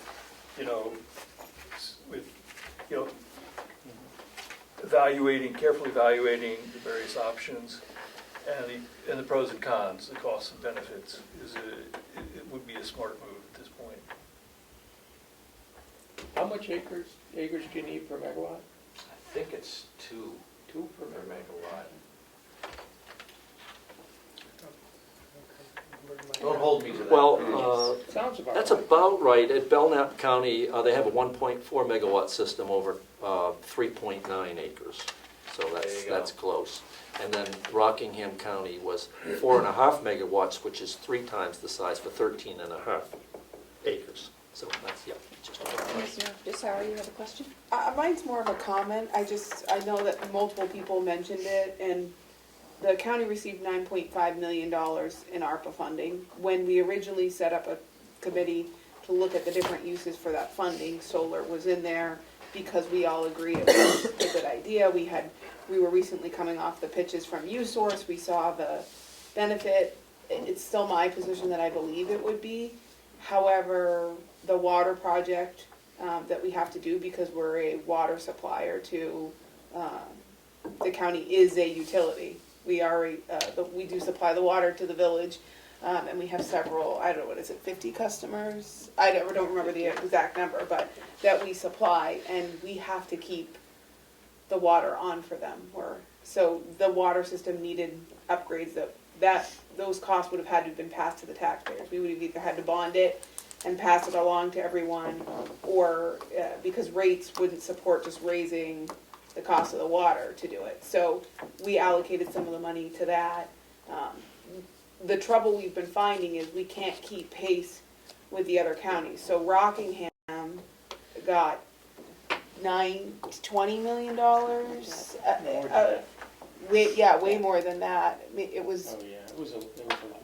So for them to put solar out there, that was an easy sell. Belknap, same thing. Belknap did get a little more than us.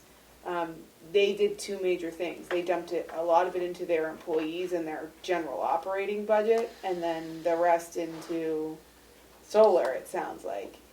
Again, they didn't have a water system they needed to take care of. They don't have some of the biggest concerns the county's facing right now. Our major one is space, and we have a building on county that's not being used, so it's just sitting there. We have to heat it. Well, I take that back, Bob. It is partially used because Bob's domain is over there, but it's not being optimized. So is that a better word? Better word. It's not being optimized to its potential. So we sit here with a space need. We have a space that we're not utilizing. So we have allocated some money to do that. So really, our ARPA money is already tied up in projects that are as great of a need, I would say, as solar. I think solar is a great need of the counties. I put it right up there with those other two needs. But we owed a duty to the water sister customers. Our biggest concern on the county is space, so we prioritized, and we had long discussions and a long committee that went through all of the potential uses of ARPA funds.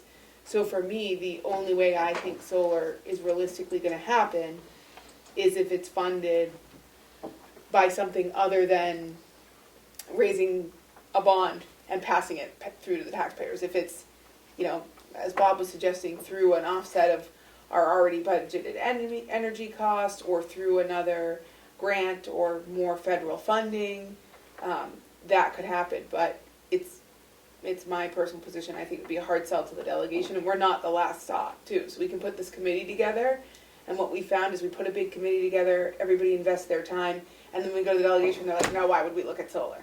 In one sentence, they destroy all the work the committee did.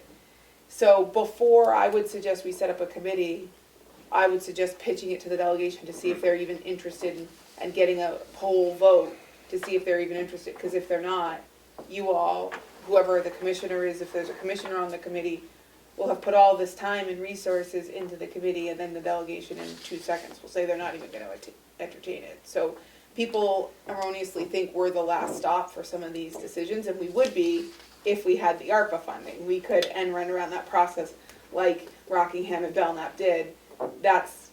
We're outside that pool because we don't have ARPA for it. So now we go back to we need to utilize the process, which includes delegation support. So for me, before I would suggest we set up a committee, I would poll the delegation to see if it's something they're even interested in entertaining. Because if they're not, it's Would you going like us to make a pitch, the same pitch to delegation? I would probably be willing to do that. Yes. I would like, personally, I think we need to know what grants are available, what's the timeline for those grants. And we're kind of, our staff and what we're doing right now with budgetary things right now, if we're going to look at that, it's going to be down the line. If you all know and can do that, if there are grants available, and then we can find a location that works at the county, I think it's an easier sell to the delegation. If we're going to get taxpayers with more increases, which are coming because we are faced with difficulties in terms of what we're paying our employees to, we have employee retention issues, employee recruitment issues, we've got all kinds of costs at the nursing home that we have to deal with. So we have those issues as well. Solar is something we'd all like to see. It's just a question of how is it going to be paid for and where do we put it? So I think what Those two Commissioner questions I Potts can is saying answer. is this age-old internal struggle we face. The more information you give the delegation, the more likely they are to vote for it. But gathering that information takes a bunch of time and resources. So it's a delicate balance. So that's why I would suggest a poll, because we're not going to go gather that information. If you all do, I would assume it's going to take a lot of time, effort, and they could literally in 30 seconds go, nope, we're not even interested in looking at it. We're not interested in setting up the committee. We're not interested in having solar. We won't put it on the hayfields. All the things that we've just talked about, they may say to you, and then that's research gone down the drain. I think, too, the other thing is when we bring them something, we think we've solved all of the issues we came up with, so we'll say, well, what do we need to do? How's it going to be funded? We have this complete pitch. And then these questions come out of left field. Well, what about the goose? Are they going to be affected by the laser? And you're like the lasers at the blueberry field took how long? It was so painful to do what we thought was like a no-brainer for the Boy Scouts. So these questions come out of left field about geese migration and all these other things that you were not even on your radar. So sometimes it's nice to pitch them because you can airing out those out of left field questions before you go too far down the research hole. So I agree with Commissioner Potts. The more information you give them, the more likely they are to accept it or go along with it. But I don't think you can ever prepare for the geese. I think, some of the funding is easy to assure. The 30% federal direct payment in particular. And then there's some money from the state of New Hampshire that's, reasonably assured. Then you sort of work your way down the line to things that are going to be more work, less certainty, but even if you exclude those less certain sources right now because of that 30%, what looked fairly good in 2021 looks really a lot better right now. And so I think if you wanted, we could take sort of the easy things and maybe some, I don't know how to do the financials without, a quote and a price. And it's sort of a cart and a horse issue here, right? Because you need to know Well, there is a the one cost. from USource. I think they priced out, Right. what, a 2 megawatt field? Yeah, I don't remember what the number. We have that, though. Right, yeah. And it's public, right? It is public. I've seen their So we PowerPoint. could, So we could extract some price information from that. It's a couple years old, but right. and then take that to the delegation and ask them to formally commit to a process. I think then, at some point, you need a formal process because of the amount of work involved. You need a formal process, but getting their buy-in ahead of time will make it a lot less likely that you go to them with the result of that study and have them walk away from it and trash the whole thing. Which is what I'm hearing is the worry here. Yeah. Madam Chair, may I? Yes. It sounds like, it just seems like you all have some expertise on this. And I think if you're willing to put some sweat equity in and invest some time in identifying the grants, I think we need to work with Wendy Scribner on identifying the location, because without a location, it just doesn't fly. Right? And I think giving up the hayfields is a problem. But isn't that what the committee would do? Would look at all of these issues like the hayfields Yes. and all of that? That's what I'm asking. I'm asking them if that's what we need. It's a great idea, but now, who's going to do the work and figure it all out? I don't want to have to go through another process with USource. I don't want to have to do that again if it's been done. But it can be updated. think they could be a benefit, an integral Okay. in this. They're a benefit of the New Hampshire Association of Counties. We don't pay for U-Sources services. They get their money from, you know, whatever arrangement they have with their suppliers. They would act as a consultant. And these vendors, I mean, we met with them at the Yeah. Association And, of Counties and meeting. our so- representative from U-Source is willing to come talk with us again. As a matter of fact, we're due to talk to her soon, so I think it would be wise at least to bring the conversation forward. And then see where we go from there. If the delegation is on board with the principal, the That's the process. question, are they on board with the principle? We gotta find out if they're on board with the principal. If they're not on board with the principal, then this is all moot.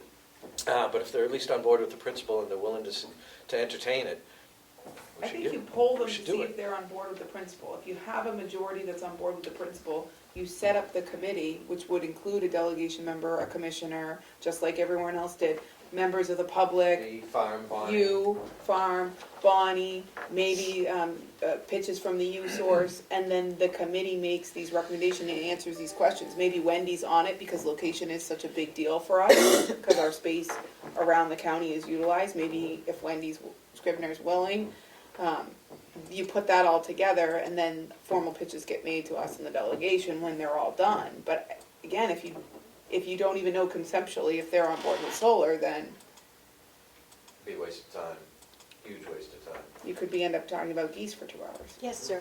So how would that happen, that polling and that? You could call each one and see how they feel about it. That's, good luck with that. Or you could ask to get on for a piece of their meeting and see if they're, or, you know, sometimes we do it by the chair speaking to their chair and she can get an idea. I don't know, You can do that. you know, sometimes that's enough. Sometimes he has already felt the temperature of the room and he can give her an indication.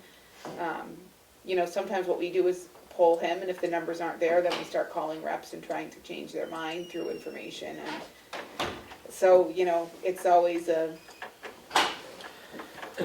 interesting conversation for sure. An initial indication on the delegation's feeling came in their December 12th meeting, when they brought up, I think it was Representative Burrows who brought up the issue of looking into solar. And, The problem is she's in the minority.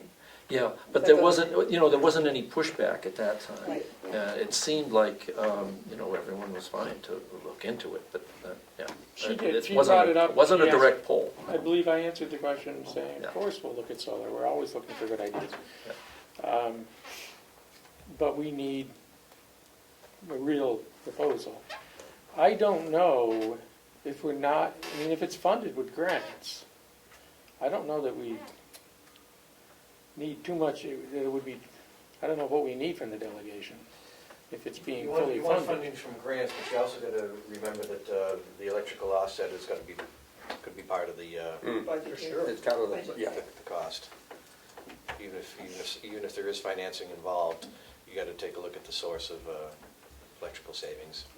So this is what essentially the Sandwich Energy Committee has done, is look at the anticipated revenue versus the financing cost in, let's say, a 10-year loan on the balance after the federal and state grants. And what it looks like, and I won't go into the details, is that depending on the rate you're getting from the utility for the power you generate, you can almost be awash during the period of the loan, and once the loan is paid off, it's sort of all gravy, So so to speak. And so that's the kind of, I think that kind of exercise is what you need. There's some contingencies, and it's not all totally straightforward. So but- do you take the loan and then in the full amount, and then when you get the rebate from the 30 or 40%, you put that right down on the loan and then you make your payments? Is that the Essentially, theory? that's one Like, way to go. You could, very generic? yeah, it sort of depends on the way you structure the loan. You could take a longer loan, a longer term loan, and then when you get the grant from the federal government, you pay down, and that shortens the length of the loan to whatever is, you sort of tailor it to, there's a number of different ways to skin a cat, as they say, so. And I guess with any luck, the savings that you're getting from the electrical rates will help pay off the, amortize out the loan. Ideally, it'd be self-funded. Yeah. It's gonna pay for Would itself. would we be looking at, would you all be proposing battery storage? I wouldn't go battery storage. It's too new. I think that the prices of that are still relatively high. To do that at a scale of the project, I think some of the numbers we've been throwing around here would be a sort of a large and, sort of first in the Northeast type of project. I'm not necessarily sure that that's something that we want to do here. The other thing is that behind the meter versus grid supplying power, it makes a big difference in cost. So there's another reason why looking carefully at all the different sites, the type of grid connection they have, how much of a load is at those sites currently, because you want to position it, if you can, where the load is, you get the most financial benefit out of that. But because of all these ins and outs, it's really important, I think, to make this, well, get the buy-in, and then go and do all the homework before, throwing it to the public for a decision. We have four big buildings here. Two of them are major electric consumers, the jail and the nursing home. Behind the meter is fantastic. That's where you get the most bang for your buck. Yeah. However, having four buildings separate and the potential of having the solar fields down there, your net metering in front of the meter is on the table. You got to What's look our at it. total usage? About 2.2 megawatts, 2.2, 2.3, depending on the year. So you're on the net metering end, you'd be suggesting that if the local utility on the net metering side, as opposed to behind the meter, Yeah. you'd be getting more revenue, you'd be getting enough revenue on the utility side to help offset. You got to look at the numbers. You don't make as much money net metering. You're right. How does it get transmitted to the grid?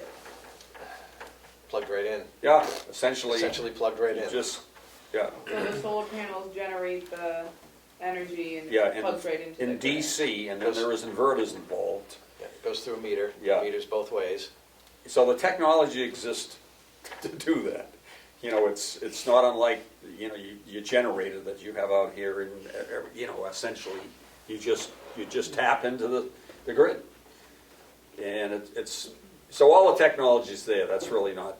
So if you're near a major power line?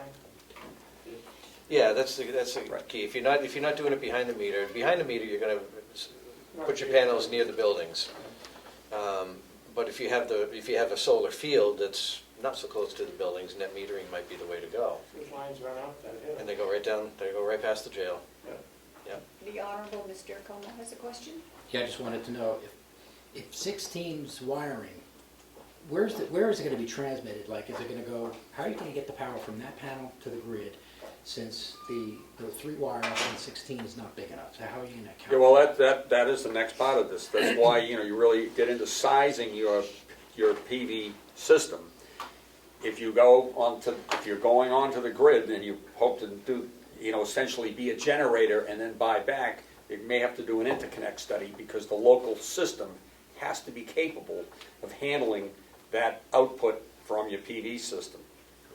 Thank Okay. you for not texting me that question because I never did that. Right. Just to follow up? Yes. So, so that can be problematic, actually. But I suspect that if obviously your system out, if your distribution out here is enough to carry this building and, everyone up the street, then it's probably, we'll just assume it's not an issue, but Yeah, but the study would still have to be done. Yeah, I mean, Regardless. They're not going to let us connect without a study. Right, Eversource is going to definitely make you have the paper, for sure. So we do have a delegation meeting tomorrow, and I will bring it up, kind of, to see if they would be interested in having you folks come to one of their meetings. Okay. All right. Maybe that would be a first step. Yeah. If I were a delegate, I don't know if I'd want to commit to whether I supported it until I did have some idea of what the payback is and, you know, what the savings to taxpayers are. So it's kind of like between the chicken and the egg in a So sense. we can find But out it if would it's be something get- that they're interested in, Yeah. anyway, Yeah. at least. Madam Chair, Yes, just one more follow-up. you may.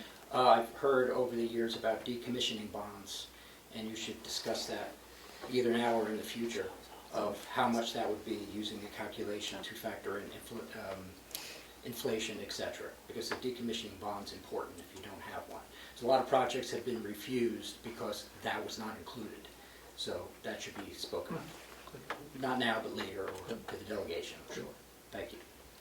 So obviously, if it was a 1-year payback, there'd be no discussion whatsoever, right? Other than finding the footprint to put the system on. Yeah. I see that our treasurer has joined us. Does he have a question or comment? Sorry. Is he at an art show? I mean, I know. He is muted if, Oh, he's muted? Oh. Okay. Okay. Do we have any further questions for the gentleman? Okay, we really appreciate you coming in, and to say I will bring this up tomorrow, and we'll get back to you. Please be in See if touch. they would Yep. like to arrange. Sure, thank you so much. Thank you. Thank you. Yeah. Putting up with Great. it. No, well, it's been great, thank you. Sorry Yeah. sorry you had to wait in the hall for so We're long. always looking to get solar back on the table. It's just a matter of funding it, and if we could figure out that piece, And how I long think did it this could really 30% happen. would be available? 10 years. 10 years, 10 years. 30%, so. Yeah. We'll wait Do you that want long. my bullet points, or? Sure, if you want to give them to Melissa, she can. Yeah, she'll make copies. That would be great. Thank you. All of that. Yeah. So anyhow, yeah, pleasure. stop at the business office on your way So- out. There's a delegation listing there for you with their names and their email Oh, addresses. okay. Is that what Lisa does? Lisa's good. Pick that up. No, it's down the other hall towards the sheriff's office. Thank you very much. I guess Matthew is. Oh, he's not working towards I'm not on it. the energy. Probably. He's not going All to right. do it. I think Joe We has will his go hand into up. recess for, Do you want to see if Joe has a comment? 'Cause Oh, I maybe think he's got his he's- hand up. Does Joe want something? I think he was able to unmute himself, so maybe you could ask him again. okay. Joe, you have anything for us? Questions, comments? Matthew, you need to come take your seat.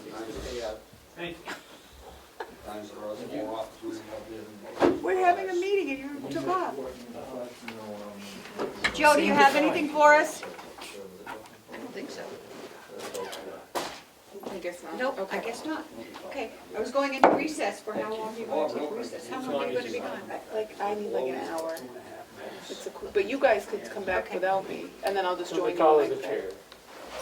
Well, we can't leave Ed hanging. Whatever you want. You guys Let's gonna take go a get recess lunch? for a half hour. How's that? We can get lunch. 11:33. 11:30. We're coming out of recess, and it is 12:38. Okay, Melissa, what are we doing? Recording in progress. You have some line item transfer. Okay. I believe there's two. Line item transfers. Okay, what do we have?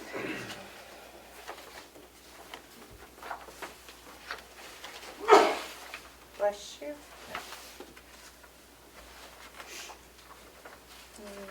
Okay. So the first line item transfer we have is request number 2022, but there's no, Yep, they're not numbered. they're not numbered. They didn't come back numbered, so, Are these still for 22, or are these? yes, they are 2022. Okay. Well, the other one is a number, it's 2022-03. And that's, That's wrong, I was gonna say, how can that be wrong? Okay, so you will put the numbers on there for? I will, if you wouldn't mind just approving Yep. what's happening in the transfer. I can find the numbers from finance. Yeah. So the first line item transfer we have is from the nursing home. It's from account number 4412050 in the amount of $19,080. Going into, three different lines. Didn't we return this last week for more information? Yeah. I think there's a written thing next to it. I'm not seeing it. Next to it. The Where? letter, right here. Is there a letter? It's on Mountain View letterhead, yeah? That's what it said last week, and I'm like, $14,000 needed for capital as cost of steamers increased in price from time of quote. And then it says, expense, the budgeted amount was 20, expense here today 34,000, now they need another 14,000. Is that what it says on the letter? No, it's like, the 14,000 is for steamers as cost of steamers increased in price from time of quote. But it's like, well, it's a $14,000 increase in the price of the steamers? I was looking for detail, you know. Well, she's coming over later, we can hold out till she comes. Yeah. And, And Bob said, no, that's wrong. This isn't right. And so, Okay. because I asked Bob about it. Chris Delisle did send something over from dietary, because this Okay. is his Okay. thing. Apparently there was some miscommunication, that only the amount of money for one steamer was in the budget, but he asked for two, he thought he had two, so he bought two. Oh, So the cost of the steamers didn't go up. no. They needed another steamer. Yeah. The price put in for the dual steamers was actually the price for only one. Oh, So the price that was in the budget was not correct, but I don't think he was aware of that, and he ordered because he thought he had the steamers, and then, But the price didn't go up no, for the steamer. no, they just, They Ordered. bought another one. right. he also says the second thing that added to it was the increase of cost in everything from the initial bid in September of '21 to the actual cost and availability of them following in the summer of 2022. So the price did increase apparently over the course of the year. It's $14,000, so we need that detail in the letter. They Okay. need to redo the letter with that detail, not just an email explanation. Yeah. Because this is going to go to the delegation, and they're going to have to approve it. Can I print his explanation in this email? Because there's a few other things. He would have canceled the griddles that were also in his capital had he known. Why don't you print the email and give it to us? Yeah. Okay, And then we'll see if that does it. okay. All right, so let's skip to the next one. We have, which doesn't have a number either, it is from the Sheriff's Department. And he's asking for, account number is 4211-069000, radio communications. He's asking for $495.33. And also out of 4214-068000 out of the telephone line for $207.23, for a total of $702.56, and transferring it into, why, I don't get this. Yeah, line 4211068. All right. 068, I have on mine. 4211. Yeah, 4211. It's coming from Yeah. 4211069 and 4214068, and going into 4211068. So And it makes sense. It's all telephone. It's going to the telephone line. telephone line, and, This explanation seems good to me. okay. Increase of having a few flip phones upgraded to smartphones Yes. for 30 years. Well, they need smartphones. Yep. Okay. Madam Chair, if I may, I would like to move that we approve request number 2022-03. Well, If we give it a number, I could make the motion. I don't have a number. without Or going. 2022 dash unknown number. It's like In the- 36 for or the something sheriff. up there, I think. I would have to go check the book downstairs. If you I want to give me a can't- second, I'll run down. Just put it in the motion. Just put it in the motion. Okay. Put it in my motion once you Okay. check it. Okay. Put that in, to move Okay. the lines in the amounts that you just recited. Okay. All in favor, say, Say aye. no, you made a motion, I have to second it, You, right? you should second it immediately. I will second it, and all those in favor, say aye. Aye. That one passed. You have Okay, one? good. That one's the signature copy, and I'll get the other explanation. I printed that, and I'll. Okay. I know. Didn't mean to rush you. That wasn't audible, I didn't hear you. It was good, yeah. Hello, ladies. Hello, gentleman. Kyle here.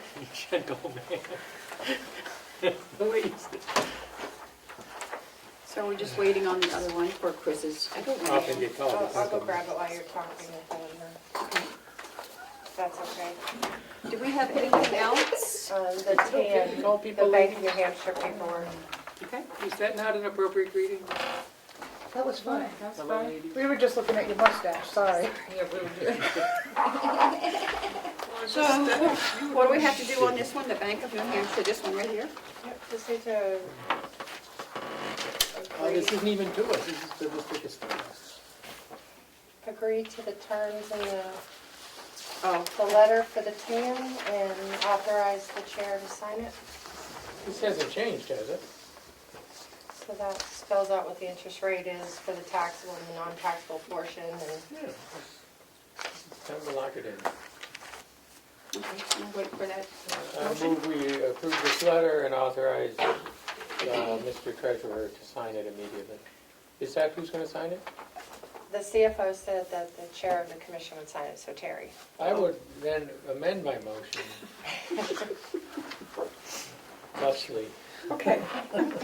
I'll second, so all those in favor say aye. Aye. And do you have a copy for me to sign, or do I have it? Yes, Is I anything do, I'm else we need sorry, to it's get buried done in my quickly? pile. If you know what I mean. Let me see. I don't think so. Is there anything else that needs to get done? Immediately. No, Policy review. you probably want to hold that till next time, or the policies. I don't know, we've been over them and over them. Is this the comment policy? Yes. Are we changing it again?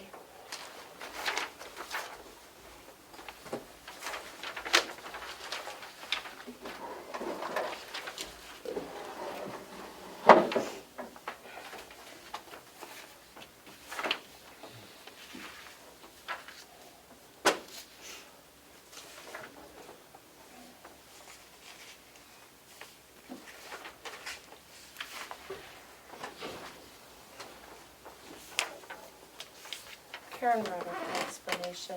Okay, As far as the signature copy for the Bank of New Hampshire, the original's downstairs. okay, I'll stop them. Thank you. This goes with the other line item transfer. There's two things that went signed on this. The first There's that back. Okay. I attached the applications and Taylor signed the things. Oh, okay, good. Okay. Yeah, There's that one back. okay. doesn't really say. So in short, Paula and I were not completely on the same page. I would have canceled the deal.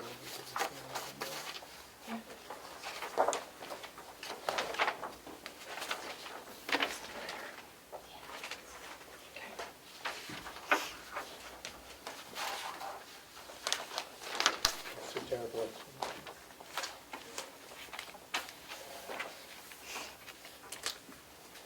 I haven't read it yet. Excuse me. It's not what it should say. So what do you want to do? Here's this. She. You needed to get another steam. There was an emergency, and it cost X amount. There's only No, I budgeted just for brought all one the steamer, and ones you that I need to had, get the second one. which was which. And in the meantime, the cost Yeah. increased. Okay. So that goes with that. What's the first About one? hindsight, no, that is. I have one of those for you. Oh, okay. That's That you just do? something appropriate. Can you give us the amount that Christine was I have actually cost? 5. Probably that's what. Is he around, we could go talk to him. Could give her that. When do they shut down over there? They do dinners over there, right? Yeah. Okay, so they're always open. Yeah. Could we eat dinner there if we wanted? Where? I don't know if The the nursing home. the cafeteria isn't open for dinner. Yeah, I don't think it is, and we've been closing down because of staffing, so it hasn't been open as much as it usually is, especially weekends, but. Do the residents ever eat in that common room? We do, especially special events, like we had a great Thanksgiving and Christmas meal and everything else, so our Christmas meal got a little Yeah. waylaid with a fire, but, I've gone over it a few times, but it's hard to, the residents are never in the. Right. And I don't want to be wandering through, and, because of the, you're under the COVID thing again. yeah, right, we're in still an outbreak, so, So, would it be possible, though, to have a function where residents come to the common room and we could all speak? sure. Okay. It'd be probably 2 weeks. Okay. A little less than 2 weeks because they're in outbreak, so they're not allowed out in the common area, so. Okay. But 2 weeks, if we're without any positives, we'll be able to rejoin things. Because I know you've been having the outbreak for a while, but, Madam Chair, may I make a comment at this? Well, it seems like you are anyway. Go ahead. Okay. In hindsight, I should have requested. That's okay. May I make another one, please? Yes, A you may. follow-up comment? I've heard this ugly rumor circulating around the nursing home that, to the effect that the commissioners have sold the nursing home Yes, to some other entity yes, that is not Carroll County, correct. a private company. And I went over, Commissioner McCarthy and I went over for lunch today. And we talked to some of the people there, and they're like, oh yeah, we heard that. Yeah, We didn't believe it, but, it's going around. And I just want to say, that is the absolute dumbest thing, no, it's like ridiculous, that anybody would start such a rumor. And I don't know if it's a disgruntled former employee or what that's doing this, that's just trying to stir the pot over there, but it needs to stop. It's just wrong. right. We would never sell the county nursing home. We're not doing that. We get inquiries from investors because we have the best nursing home in New England, one of the top 10 in the nation. And I'm not exaggerating. And we're not going to sell it. It serves the residents of the county. It's the gem of our county. It's an important part of our operations. We're not getting rid of it. So whoever is spreading these rumors should stop immediately. It's not good for morale. It doesn't help the residents feel good. In fact, it's detrimental. Absolutely. It needs to stop. The number one job of everyone that works in that nursing home is to be an advocate and look out for the residents. When you spread rumors like this, it undercuts that. It needs to stop. There's a lot of just garbage that's being printed in the newspaper. People don't know what they're talking about. We're being silent on it. We're not responding, but I'm telling you, the public needs to understand that it's just all misinformation and garbage. And it's a handful of people stirring the pot. I'm frankly really disappointed to see the latest shot at us from our former administrator, who I thought was a professional and a friend. And it shows a lack of professionalism, his letter to the paper today. Utter lack of professionalism. Misinformation, just garbage. I'm disappointed. So I'm not going to respond tit for tat. I don't think he deserves what I would say. But Okay. Anyway. Madam Chair, may I just say Can you tell I'm a one little thing? upset about it? Yeah. It needs to stop though. It's I hurting totally, morale. I appreciate you saying that And because I think It's not it's, good for our residents. I think it's very critical for you to have said that because where we are so short-staffed and in desperate situations with staff are burned out, tired, exhausted, have been picking up so many pieces right now. And then to have someone with such ill intentions to make such a random statement that could possibly push some away if they thought it was true. But there's no Yeah. basis for it whatsoever. It was someone looked at an old Google map, and because PT used to be, I guess, part of another company's business, that it had their flag on it too. And they took that and ran with it and made this horrible thing where it sent staff off into Why a, they did it is ridiculous.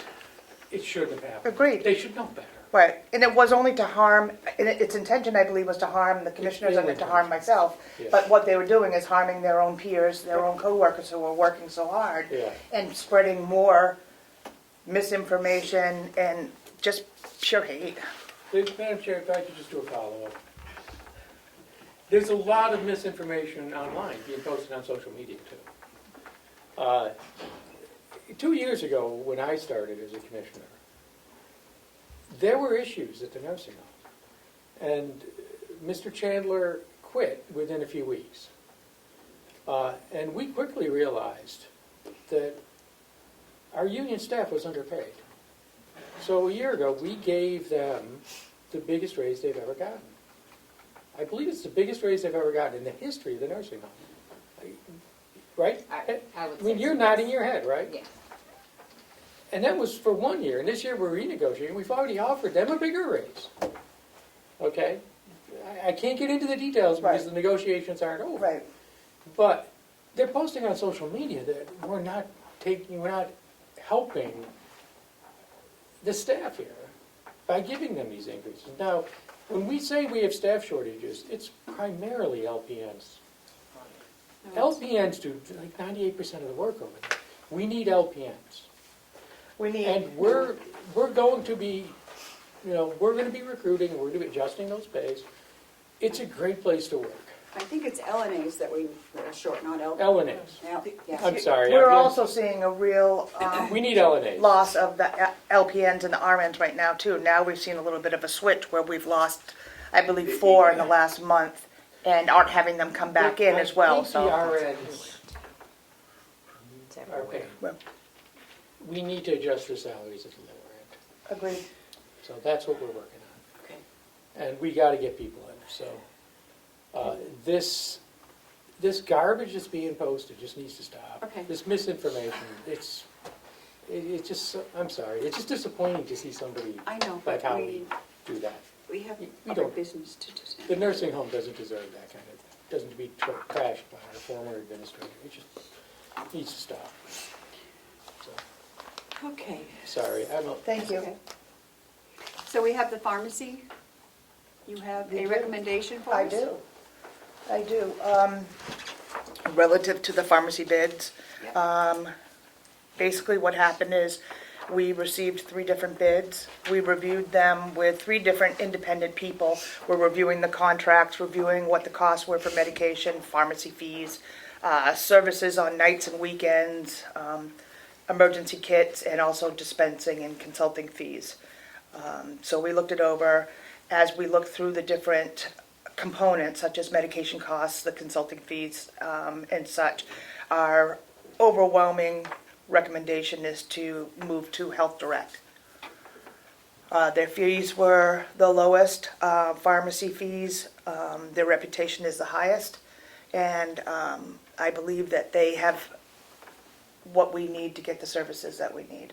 Right now, we're not currently getting emergency medication for our residents or having problems getting very basic like insulin in time for people not to be missing out on that. And so I would make a recommendation that we move to Health Direct. Paula, financially too? Yes. Yeah. Okay, so you're both in agreement? okay, are you looking for a motion? Yeah. Do we have the details here? I don't think, no, because we don't keep them. I think there was only one that came in, right? We had 3 bids. I don't know. I don't have one here. You don't have the health director with you, do you? No, I don't. I could get it to you, though. We need to do this. May I ask you a question, though? This will get, they can provide all the medication we need. Or Yes, they can get us everything we need. yes. Okay. Even the unusual ones. Okay. Right now, we're having problem getting the very basic ones in, so we are really struggling right now with trying to make sure people get their medications in.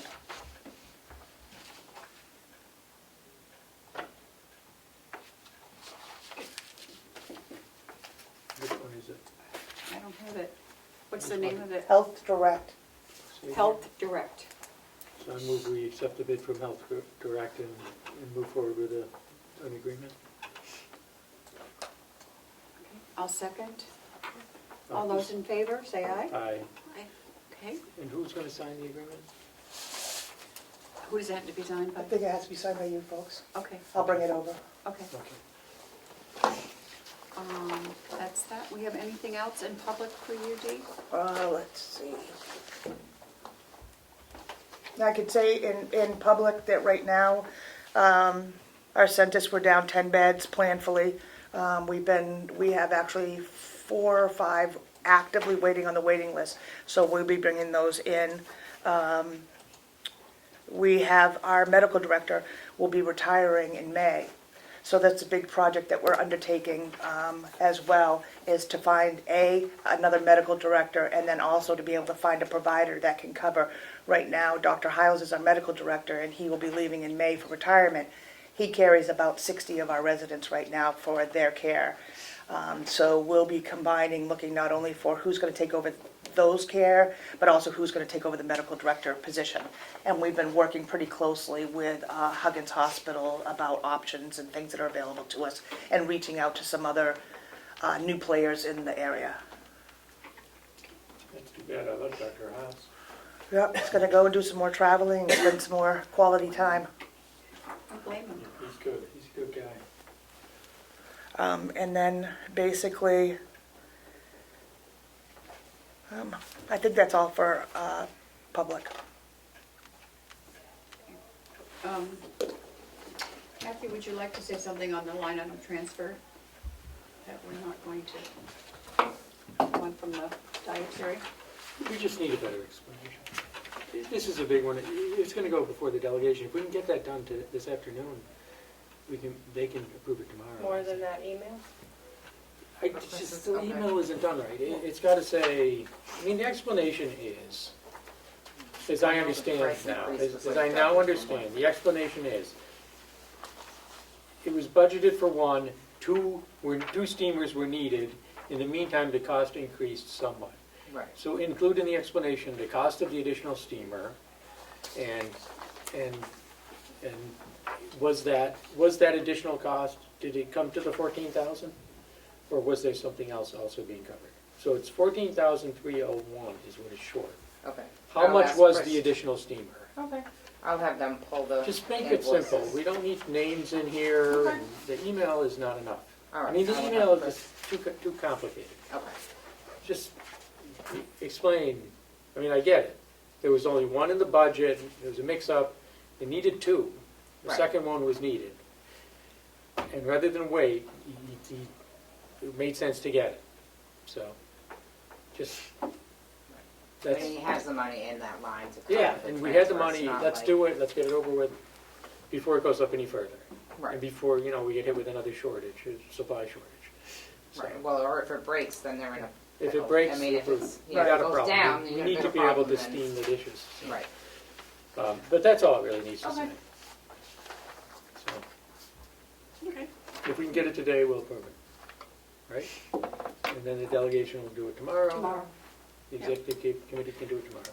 Because we can sign it, we can vote on it today We'll and vote sign and it sign, tomorrow. yeah. Yeah. Yeah. I fully understand what happened now. The explanation didn't enlighten me at all, so, Do you want to make that motion, that we will, yeah, we'll approve it. I move we approve this, whatever the number is. Yep. When once, with that, providing that The new additional Yep. information is put in there. Okay. Explanation. Thank you. Yep, that way we're covered and we can. And then we'll just sign it when we see it. Okay? Did you second and vote on the motion? I will second. And all those in favor, say aye. Aye. Aye. So, Melissa, do we have anything else that's public? I don't look. I don't have anything else for you now. Okay.